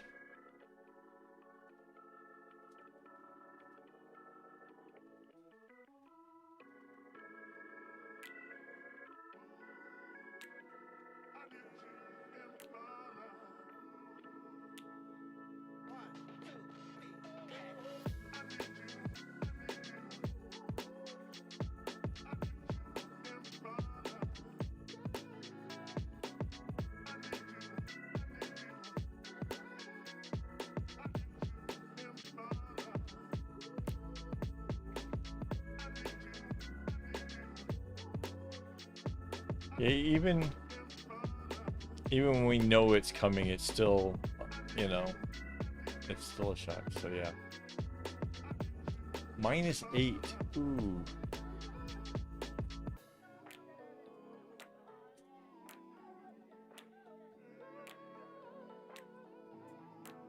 Yeah, Dana. Yeah, I'm sure that after having -8, 21 degrees feels like you could damn near wear some shorts to go get the mail. So yeah.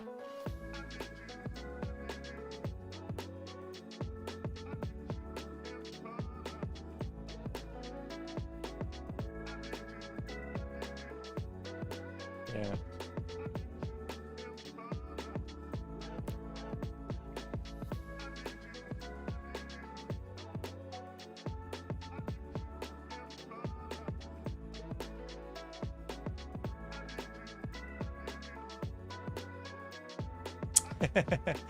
Well, that's always nice.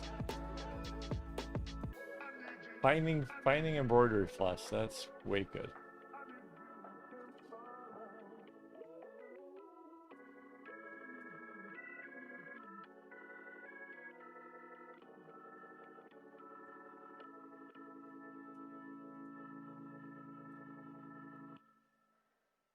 Whoa.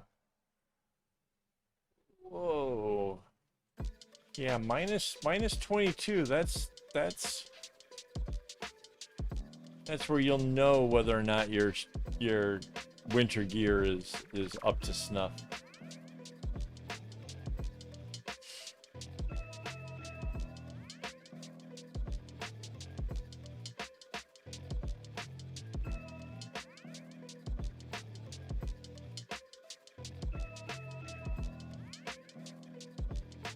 Yeah, so one of the things I would have to say, if anybody's interested in trying to do bigger projects like this, one of the things that I am doing that, you know, consciously or subconsciously, is trying not to lift up on this.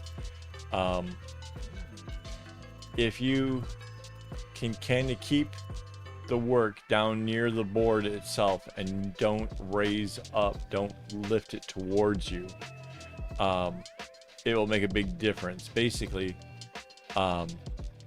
it's why when I take the whole thing off of the board and lay it on the table, that everything lays flat, is because there's a consistency in what I'm doing. If I were lifting it up, it would kind of develop a bit of a curl to it, and that can end up becoming very wavy or whatever. So there's like a subtle art here that's going on that's sort of hard to describe and hard to acknowledge, like how I managed to do it. But yeah.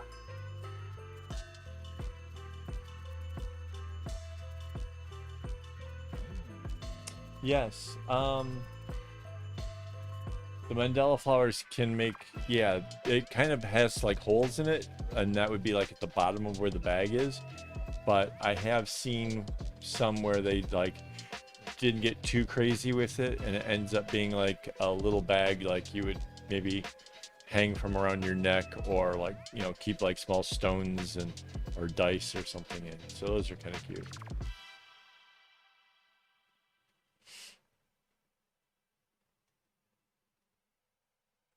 Ah, that's nice. That's nice. Yeah, I put a bracelet in with when my brother passed away. I kind of, I don't know, at the moment I just felt like he needed to go with him. So yeah.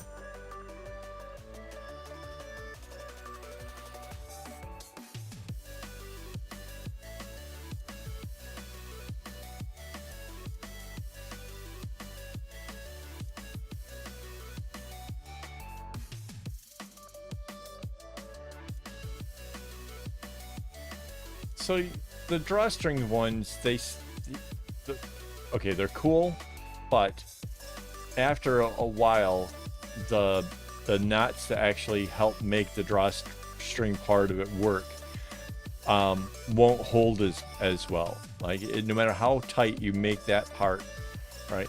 So basically, you have two strings like this coming, and they cross over each other, and then there's just a small bit of this kind of a macrame. Well, this one is going in the spiral, but if you imagine, well, the didn't start that way. This red one, can you see that in the camera? Let's see if we go with,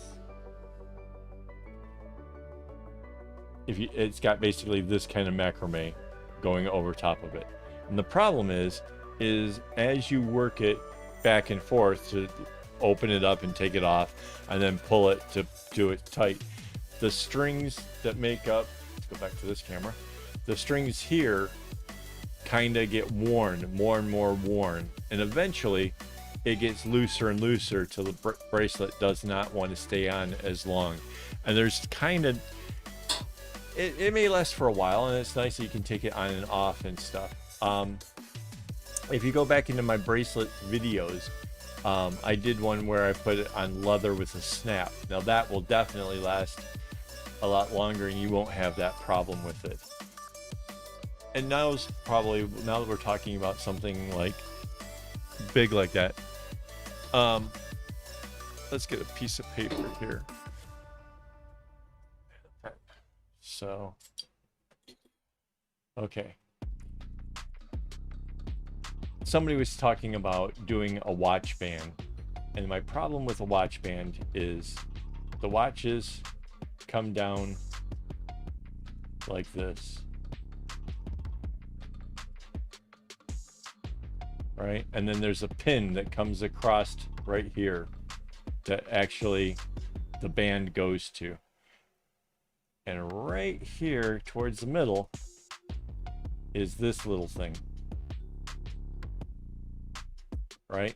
Because this pushes in, there's a spring inside here that makes it so that goes against each other.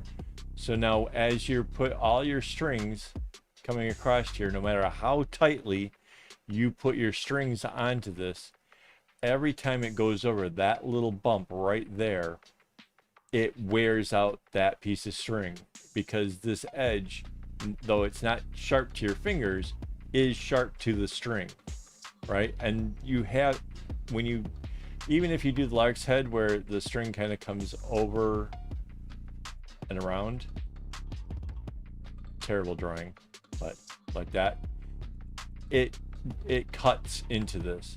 And as it, so let's say you wedge this as tight as you can, like there's as little movement as possible. As it breaks the first couple strands here, now you gain more movement. The more movement there is, the more that drags across the number of strings. So basically, when I made a watch band back in like early 1990, 91-ish, it lasted me all of about a week.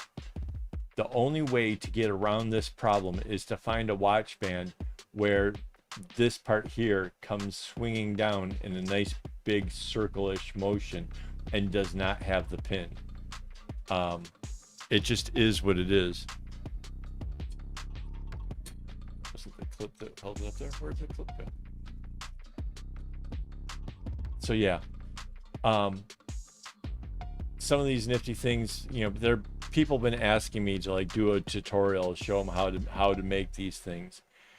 And the reality is there's a reason why I kind of haven't, is because I made those things a long time ago and learned lessons from it, and kind of need to put together the videos to explain the lessons of why it's a thing.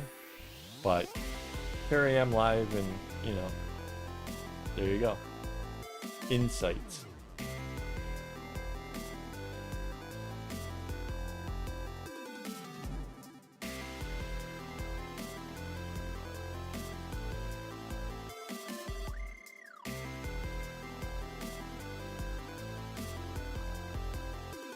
Yeah, so that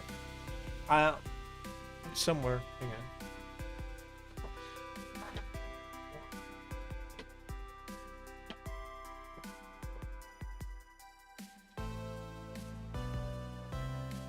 So here's the watch that I did. Turned out pretty cool. It's got like a fun little border running around the sides. But the watch itself has no pin, just like I was describing, right? And so it's used as this catgut string that actually gets woven into the bracelet itself on both sides, and that's what holds it in. And then it's got this cool little chain thing that actually goes to this little clasp thing, so you can easily come on and off. And we didn't use any kind of weird materials to do it. It's still all nice and cottony, and yeah, that's, if I was going to do a watch, this is how you do it. This is how I did it.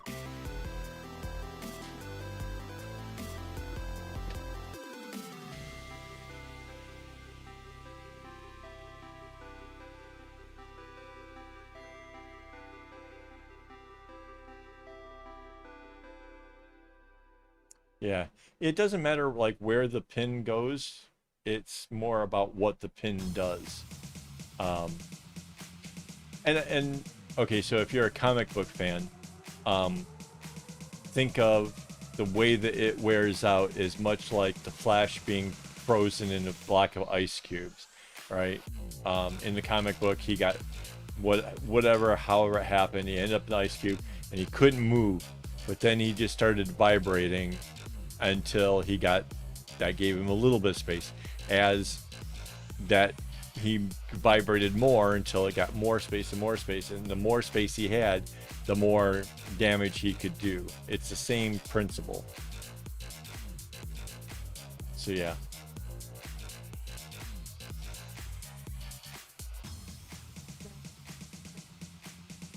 All right.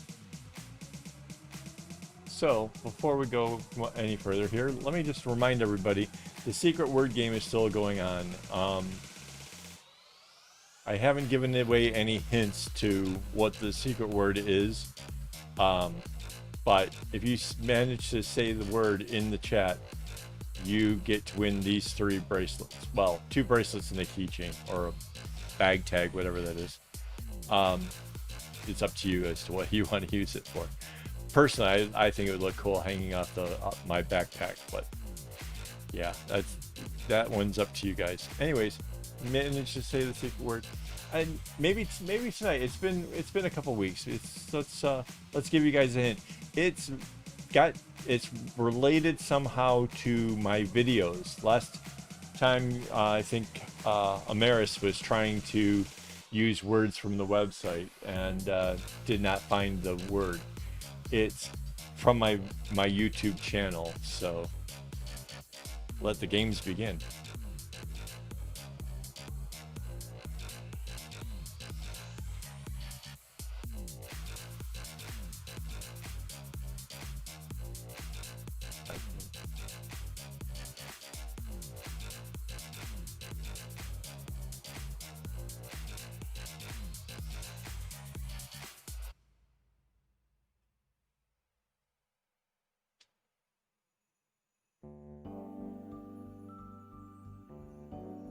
Yeah, I don't know if you guys even like back when I first did that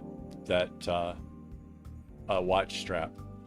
I can't even tell you like how disappointed I was. Mind you, not every string was broken after a week, but enough had broken, like 3, maybe 4 strands out of the, I don't know, 15, 20 were broken, and it was then at that point starting to slide way off to one side or the other, and I could just see that where that trend was headed, and so that was something. No, it's not getting your strings in a bunch. It's way more abstract. I was trying to keep it. Yeah, that's a good thing.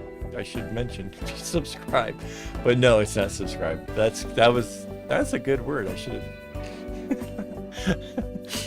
It's too bad that now I'm afraid to use it in my future ones, but that would have been a good one.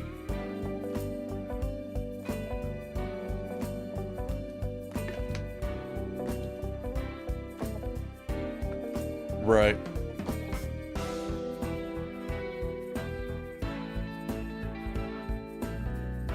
Yeah, no, it's not getting your strings in a bunch. I think you guys have actually tried that stuff in the past, and it's not a hashtag. Hang on, let me see what my next square is. I don't think I need to change any strings per se. All right.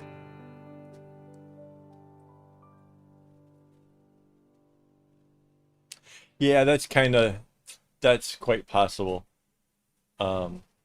And I kind of tried to make it like that it would just be a word that would be thrown out there kind of thing. Although I have to say that when the word gets said and then I explain why I use that word, then it's going to be like, oh, of course, yeah, that makes sense. But it's not.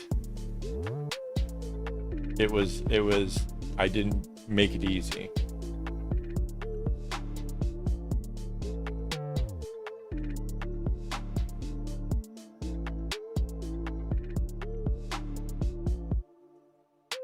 Is it me or some of this music kind of a little bit wonky? It's so cute.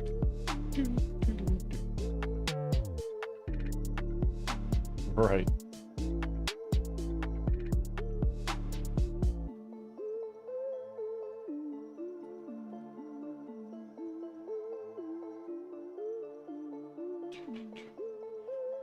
And mind you, I've had this YouTube channel for a really long time.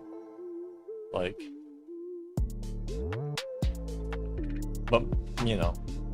yeah, it wasn't until maybe a few years ago that I really got ambitious to try to make this a thing.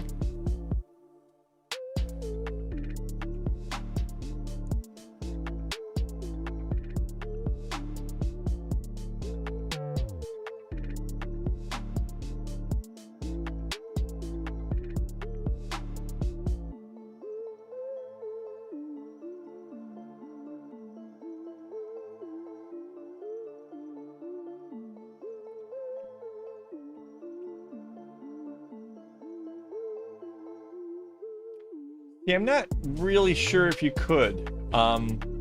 So my watch this is a Fitbit, and they kind of click into it. Now, I know that some of the pieces that click, if there was something that clicks in there that actually has like a flat ring-ish loop, then yeah, you could totally do it. But I don't know what is available for the hardware for that kind of stuff.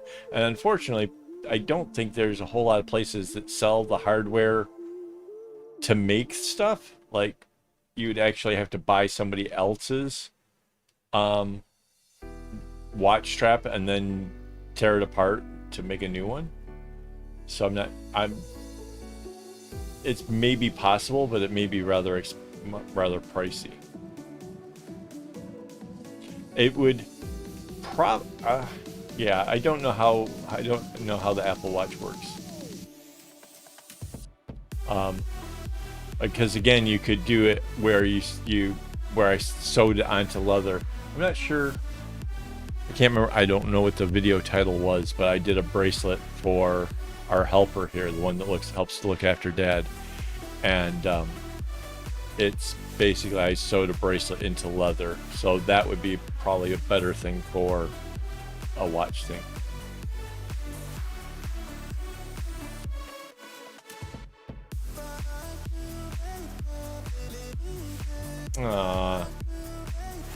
That's awesome. Yeah, I had a lot of fun doing the Dragonfly handbag. That was fun trying to put that together.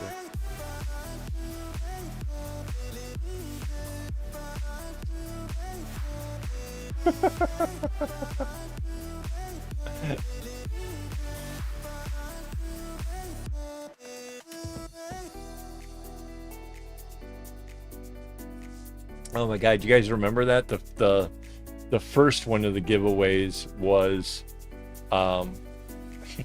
it was a mad dash scramble because the two people couldn't spell Rapunzel.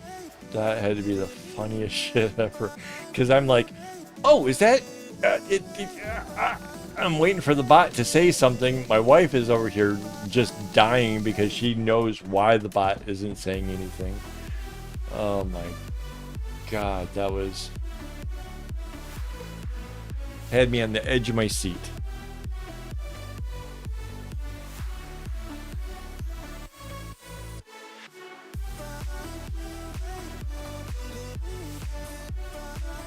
I personally prefer normal patterns.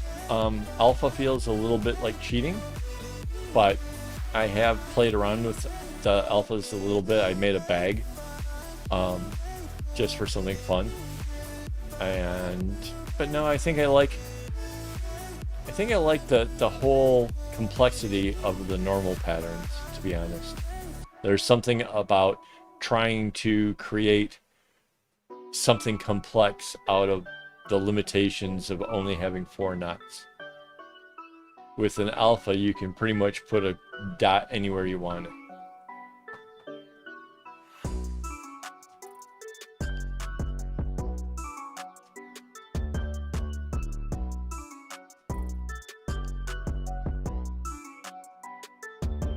Yeah, so like there's an alpha right there. It's upside down. I can't. Oh wait, maybe if I go this way, and then I block the light. But yes, that's an amazing alpha right there.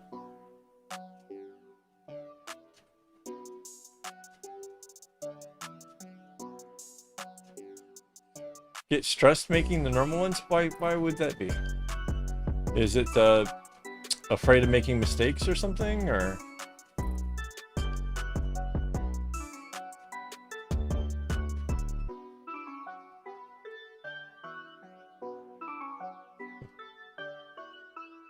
Amaris, have you ever been to Phuket, where they do the name bracelets, but it's more of like a woven thing?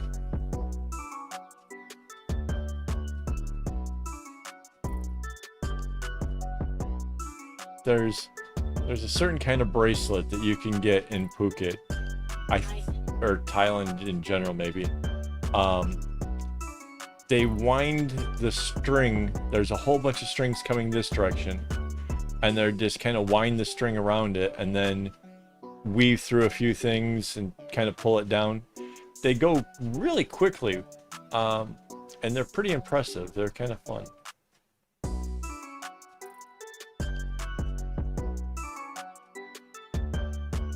Yeah.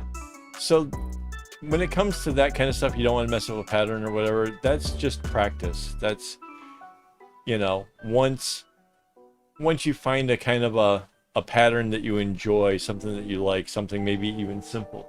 Like this is a very simple pattern. There's so little to it. And it can look pretty complex, and that's just a normal pattern. Yeah, this kind of stuff is fun. Start with those. Don't. And a lot of people who, like, if you're getting stressed, it probably means you're just doing something harder than you're prepared for. Start with something a little easier, build yourself up, and you'll have all the confidence and the ability to do anything.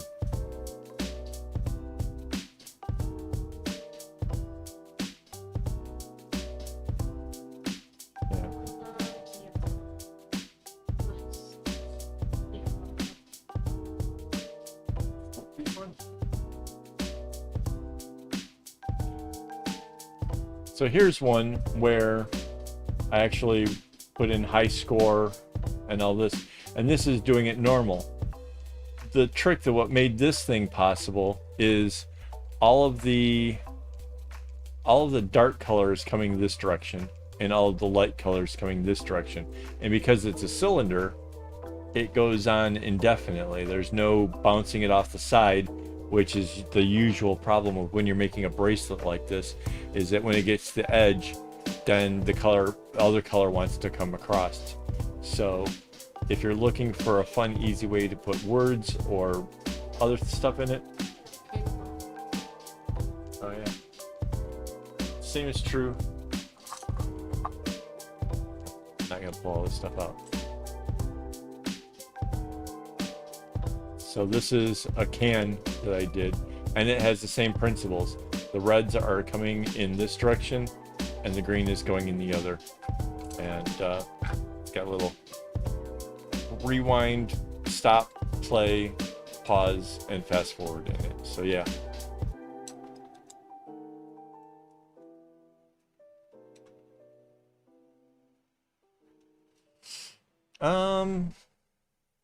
If I were going to do a wallet, what would I do? I probably would do it.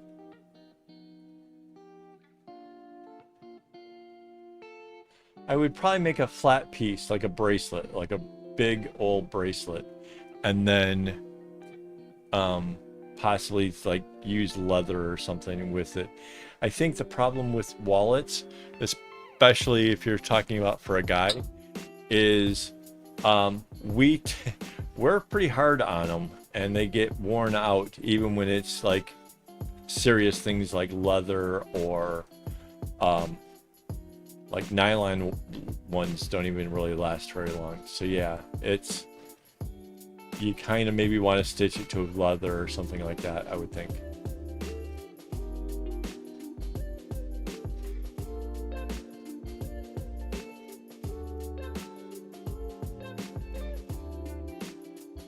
Well, okay. So this is normal. This is regular knots. It's just going one direction and this direction. When I got to here, I did one light color. Whoops. As the brown was coming down, went all the way around till I had the whole thing joined. You can see at the top they're alternating. When I got down to where I was actually going to start something, just a gray this way, then that came across. It's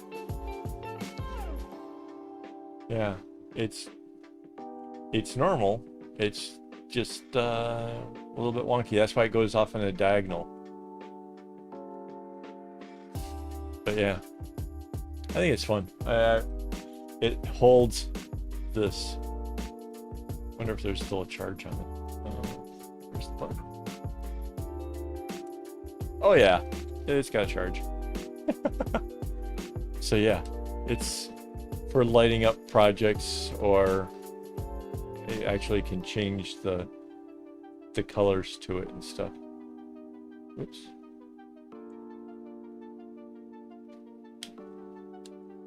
I think it needs, no, there it is. So yeah, keeps it protected, keeps it safe.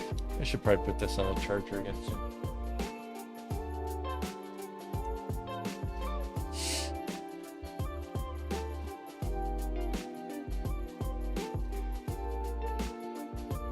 Okay, Little Life, have a nice night or day.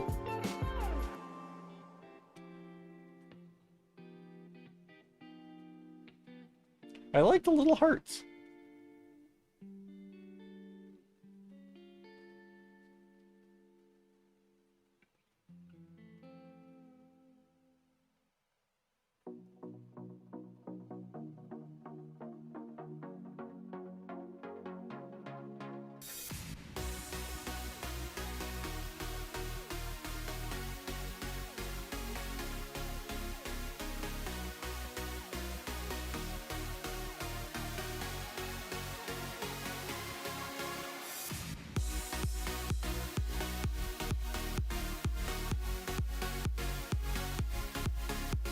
So it's okay, so it's all the colors that go to the right are one color. Yeah, it's 1 2 1 2 1 2 as you put it on.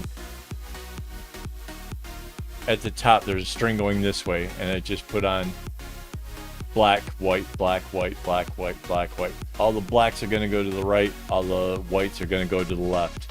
When I come up to where the pattern is, I just have my graph paper turned on a 45, and that's how I work the pattern in.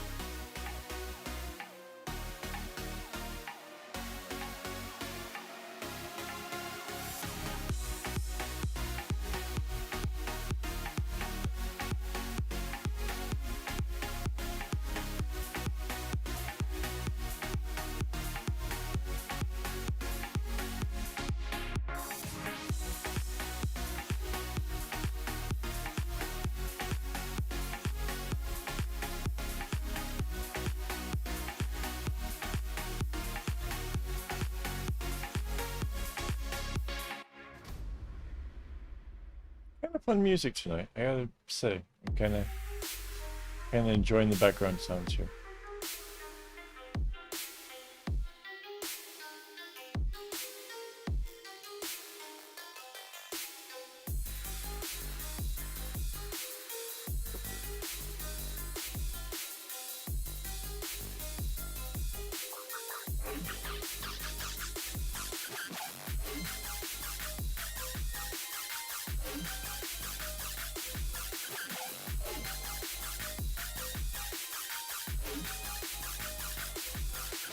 So, any other good questions? Like, seems like tonight has been kind of fun and full of insights.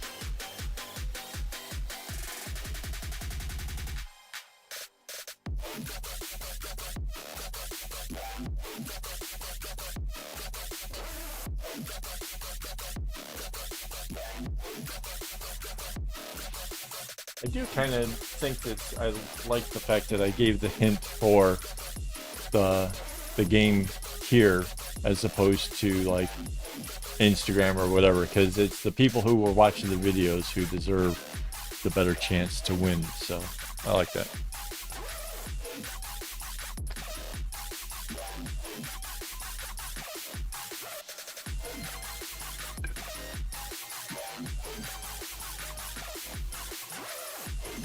Yeah. So if you're, okay, so when I think techniques, a couple things come to mind, and one is, yes, if you're talking about teaching how the simple art of the 4 different knots, then yeah. When it comes to things like how to hold the string or whatever, because I've actually seen some videos where they were like, you hold it like this, or you know, have it going through your finger, and then you know, all these things. That stuff, it really comes down to the person doing it. You will know if you are working on a bracelet for say an hour and your hands hurt, that's a sign that you're not doing it right. And not that you're not doing it my way. You're not doing it in a way that is comfortable to yourself. And that's what should be avoided. That's the problem, you know? So you have to find a way that just doing this seems just natural and easy and pain-free. And that's a challenge. I can't teach you what is the way that you are going to feel comfortable with it. And I have to admit, for myself, I've been putting in some long hours on this, and I find that there are days where my hands are tight. I have this squishy thing here, and that kind of helps relieve some of the tension that kind of builds up in my hands. As well as I have two great big granite marbles that I roll around in my hands. Pretty much it, but those kind of things really can help pay out if you get like the fatigue in your hands, stuff like that. But yeah, and we all have to hold the strings differently. Nobody's necessary. I have great big hands. Not everybody else is gonna have them. So yeah,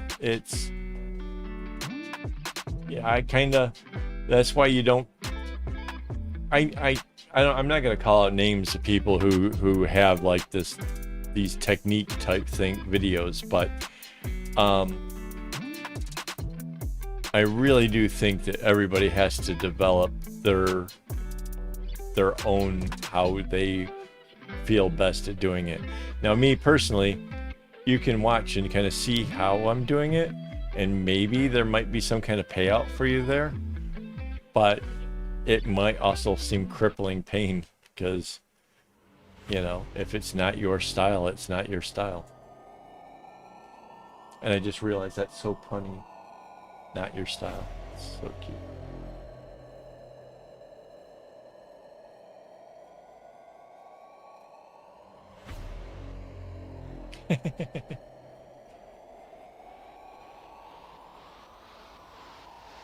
Let me see if I can ease this back just a bit.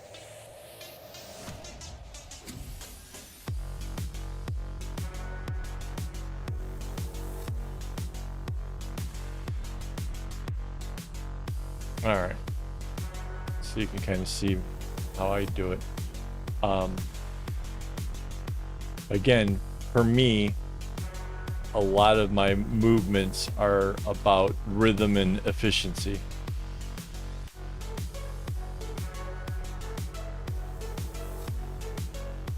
And I know Rainbow Haze hates the double string, but a lot of what I do is based on the whole double string, trying to make it easier to be able to pick up both strands at the same time.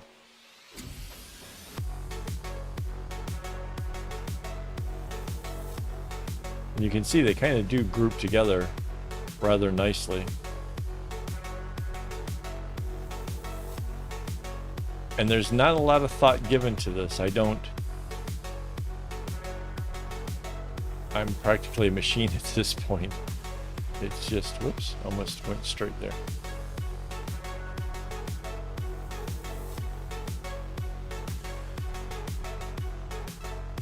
And the way that I do the rights and the lefts are a little bit different.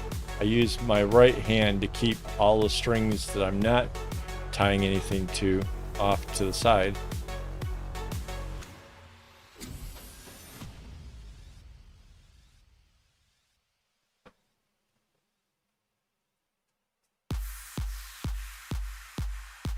It has an imaginary cow. Oh goodness. Okay. I won't be able to speak for a moment because cookies just arrived.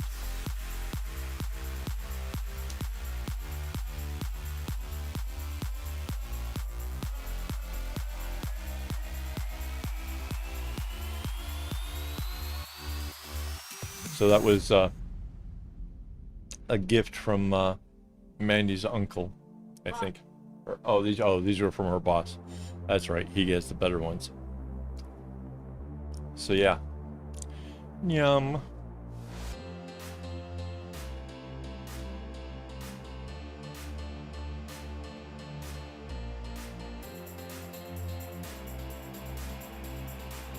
Okay, that's more accurate. You don't have the you don't enjoy doing it yourself. Maybe that's how I should have worded it.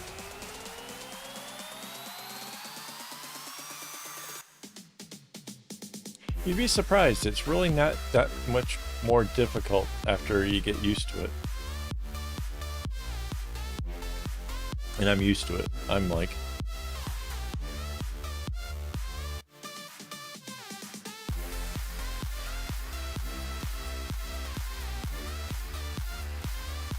I mean, if you watch me, it doesn't look like I'm actually working on double string anyways.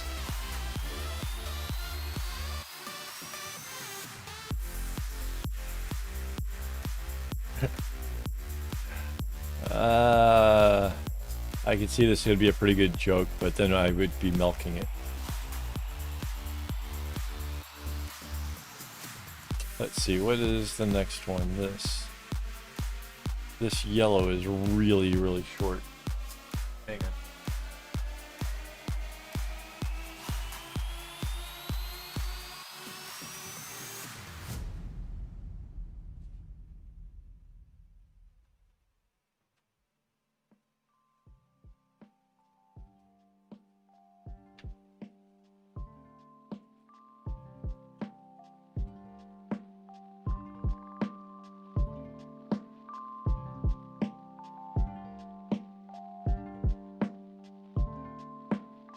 Right, and that makes sense. I mean, I suspect you're probably the most likely to notice a difference in your knotting, like how you do it. Because if doing it off a bit is going to end up hurting like hell, then yeah.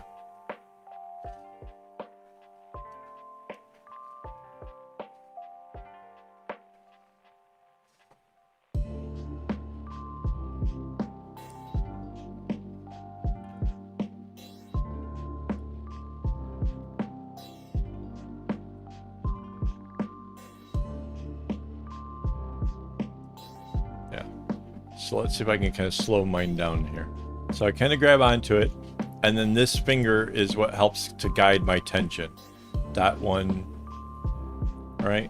And then kind of come in, and I grab the string here with this fingers while I try to get my middle finger to pull this up, and then I just kind of slide it up. It goes quick.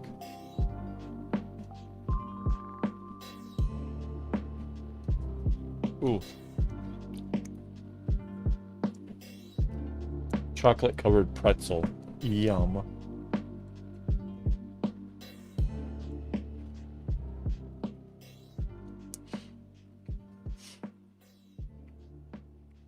I had a valid point here, but the pretzel is making it difficult to talk. So when I'm going to the right, the strings that I'm going to be tying to, I like to hold them. Then I can kind of separate out that first one, have the rest of them. Oh, let's bring this up. The first one I have between my thumb and first finger, the rest are being held by my middle finger. I come around, tie onto it, second one, and I drop that string. And I grab the second one that I'm doing too. And the third.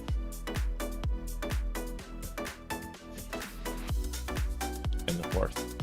It happens really quickly, but yeah.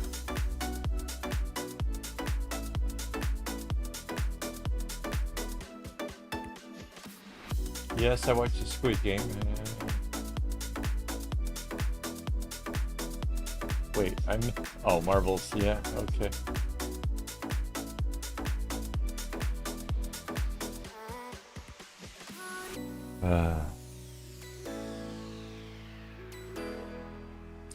Did any of you guys watch Mr. Beast's do those Squid Games so that with actual like contestants to win the money and stuff?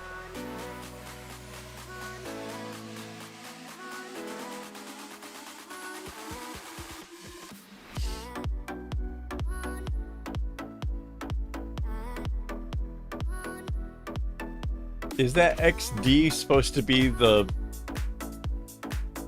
face thing? It is, right? That's hilarious. It's trying to do the emoji.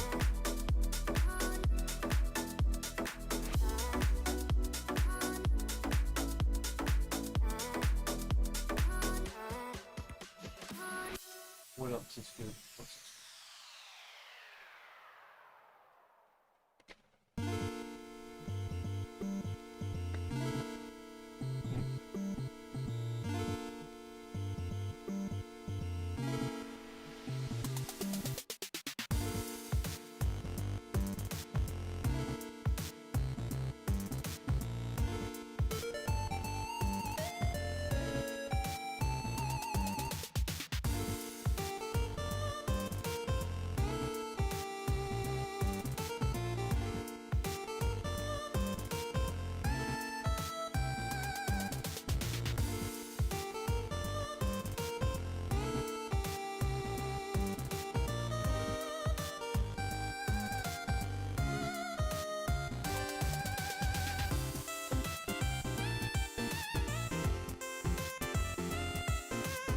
Yeah, you don't have to be a huge fan. It's a good video though. It's only like 20 minutes long or whatever. They actually play all the games in the Squid Game, except the last one because it's America. He went with the musical chairs, so that's it was actually pretty good. It was actually a pretty decent video of his, and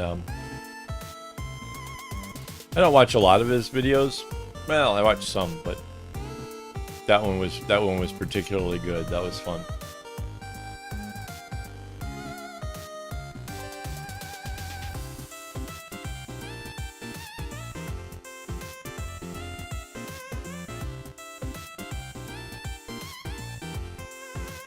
Yeah.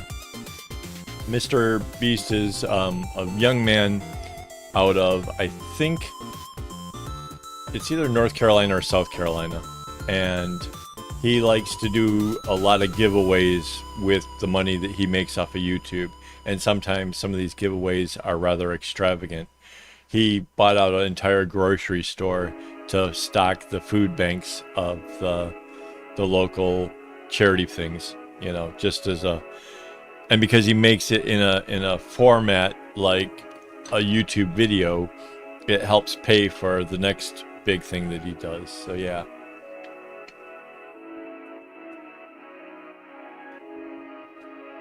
It's kind of neat. But yeah, somebody walked away with whatever, the 400 and whatever $1,000. So pretty neat.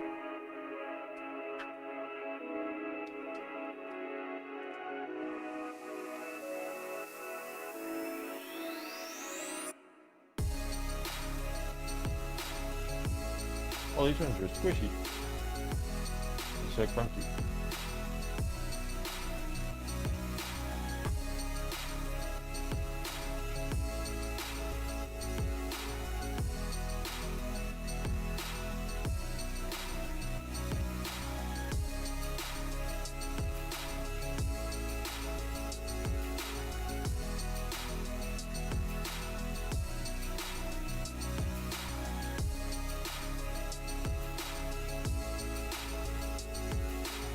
Yeah, okay, so the Orbeez one was silly and whatever. The grocery store one was way more fun. There was one where he bought up a bunch of cars and people who were really in need, you know, had having a rough time with life, and he was giving them cars for like $100 or whatever. It was pretty sweet.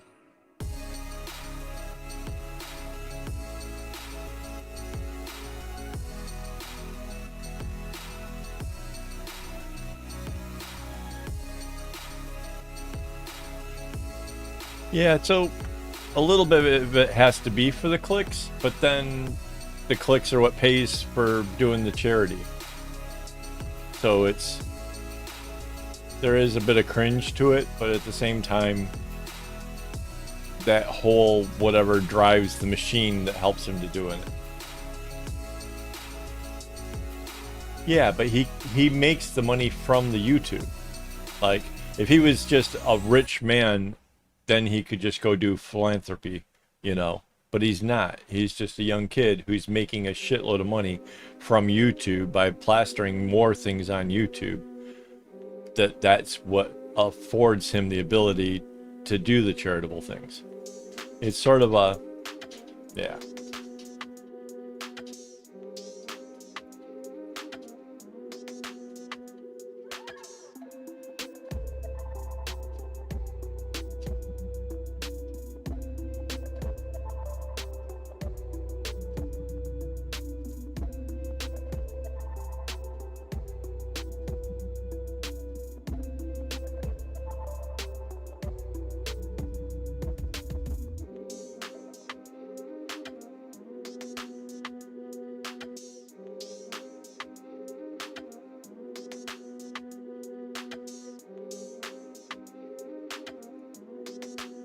Naba? Hello.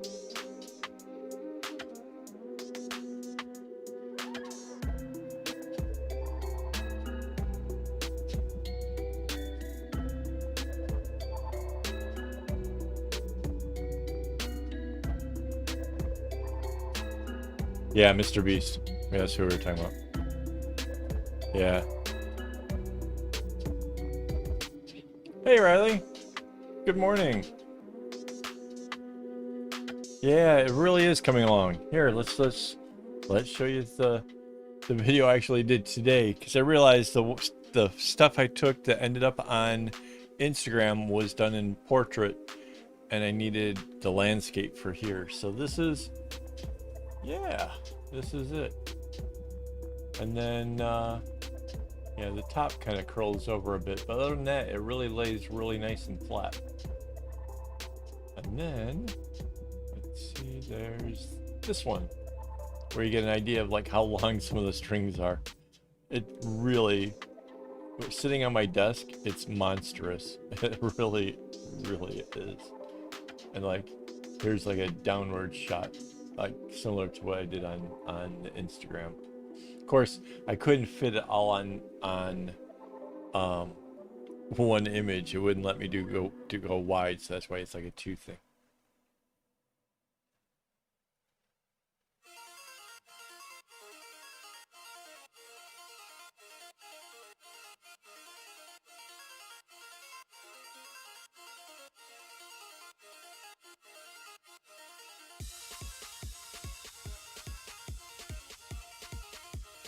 Right. And yes, I know who the Penguins is as well. God, I'm so into YouTube. Did you see the one where PewDiePie kind of broke it down, like what he thinks of like the Mr. Beast thing? Because similar to me, he kind of, it's the whole, yeah, he does a lot of stuff that's really made to help the YouTube algorithm to land videos at him, and yeah, it's whatever. But then taking that money and putting it towards good is sort of more the point.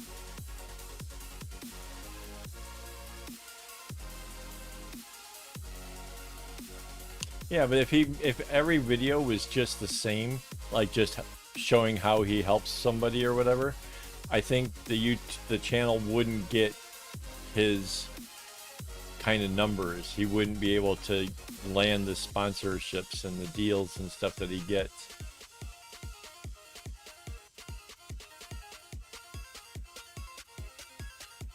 Yeah, but at the same time, so yes, he could have spread it out and done each part in one video.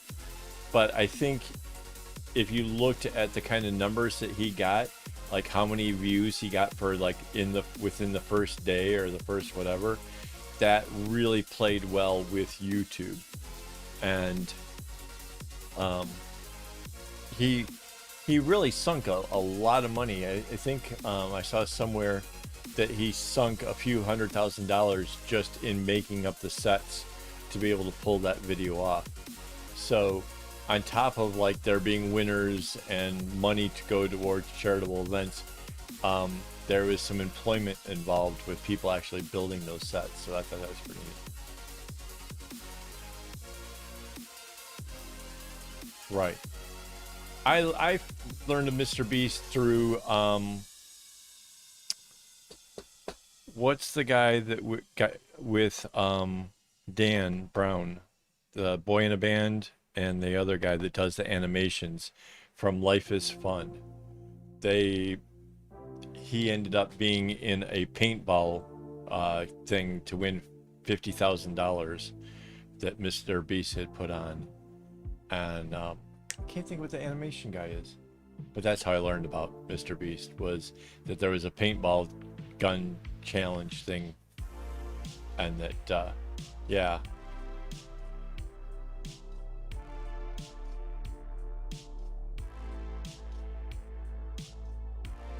Yeah. Charlie has a nice way of putting things. He really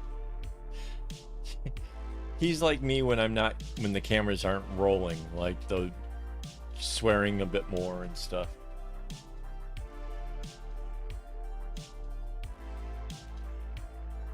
Yeah, see, that's pretty sweet.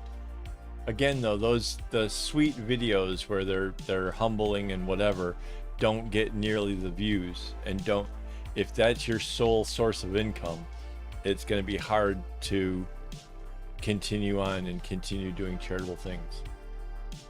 It just is.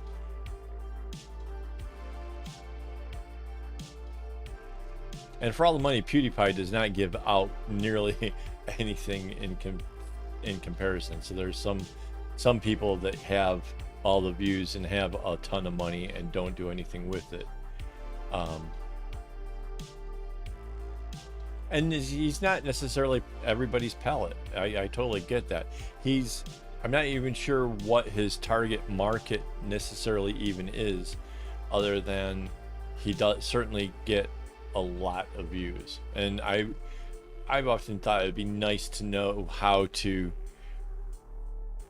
get that kind of a viewership. If my YouTube had a quarter of his, I would be giving bracelets away left and right. I'm not even sure what would come of it, because I'd have the money to do it. I would have the means to do it. But I'm not clickbaity, and I don't know, I don't have the...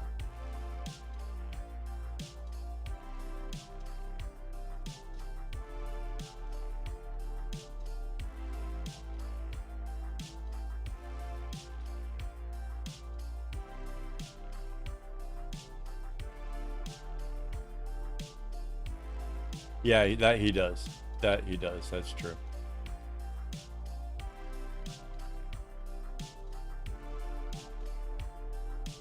Felix is a good guy, and you know, when you listen to him and he listen to him describe, you know, the things he believes in, you can tell he's a pretty good guy.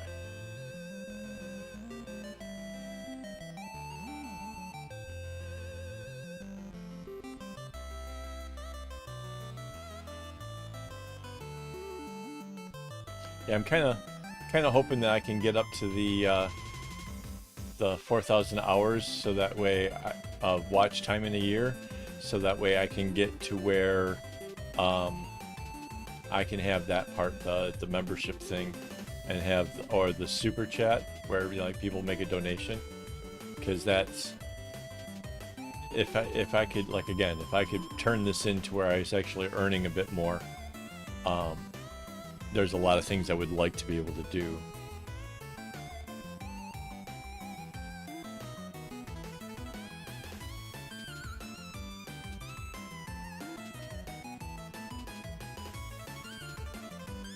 Yeah, it's true.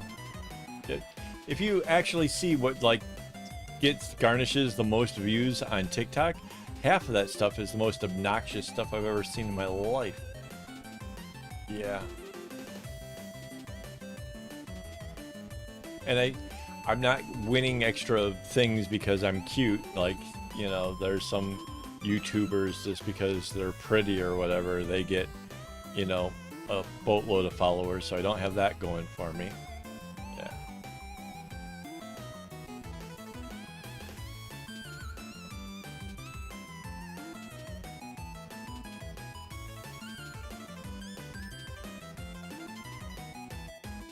Yeah.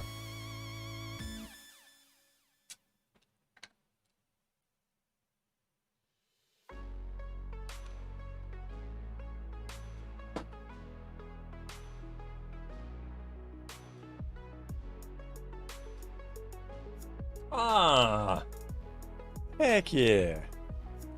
8 balls, the night things.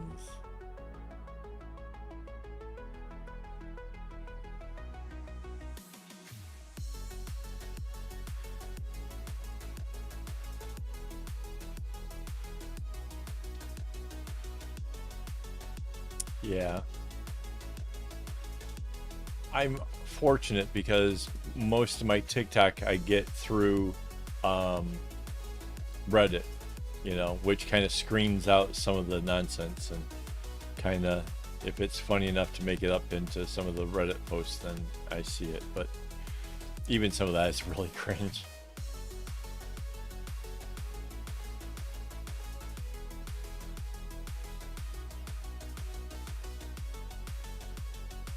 So a little reminder, we still have the secret word game going on where you can win all these things by just saying the right thing in chat. And how nobody's gotten it yet, I have no idea. But it's still up there. It's still out there to be had.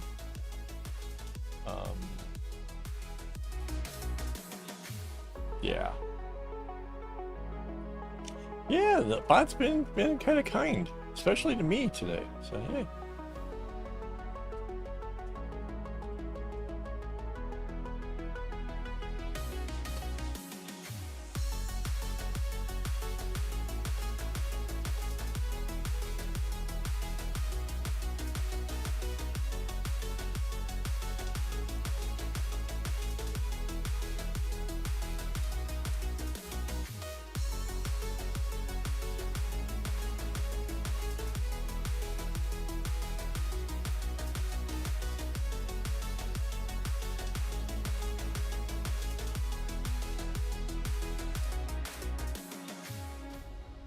So I think I'm kind of getting kind of tired here. Before I go, I want to say thank you for everybody for coming out and watching. If you're here after this was live and watching, and you watched all the way through, thank you. That's pretty cool.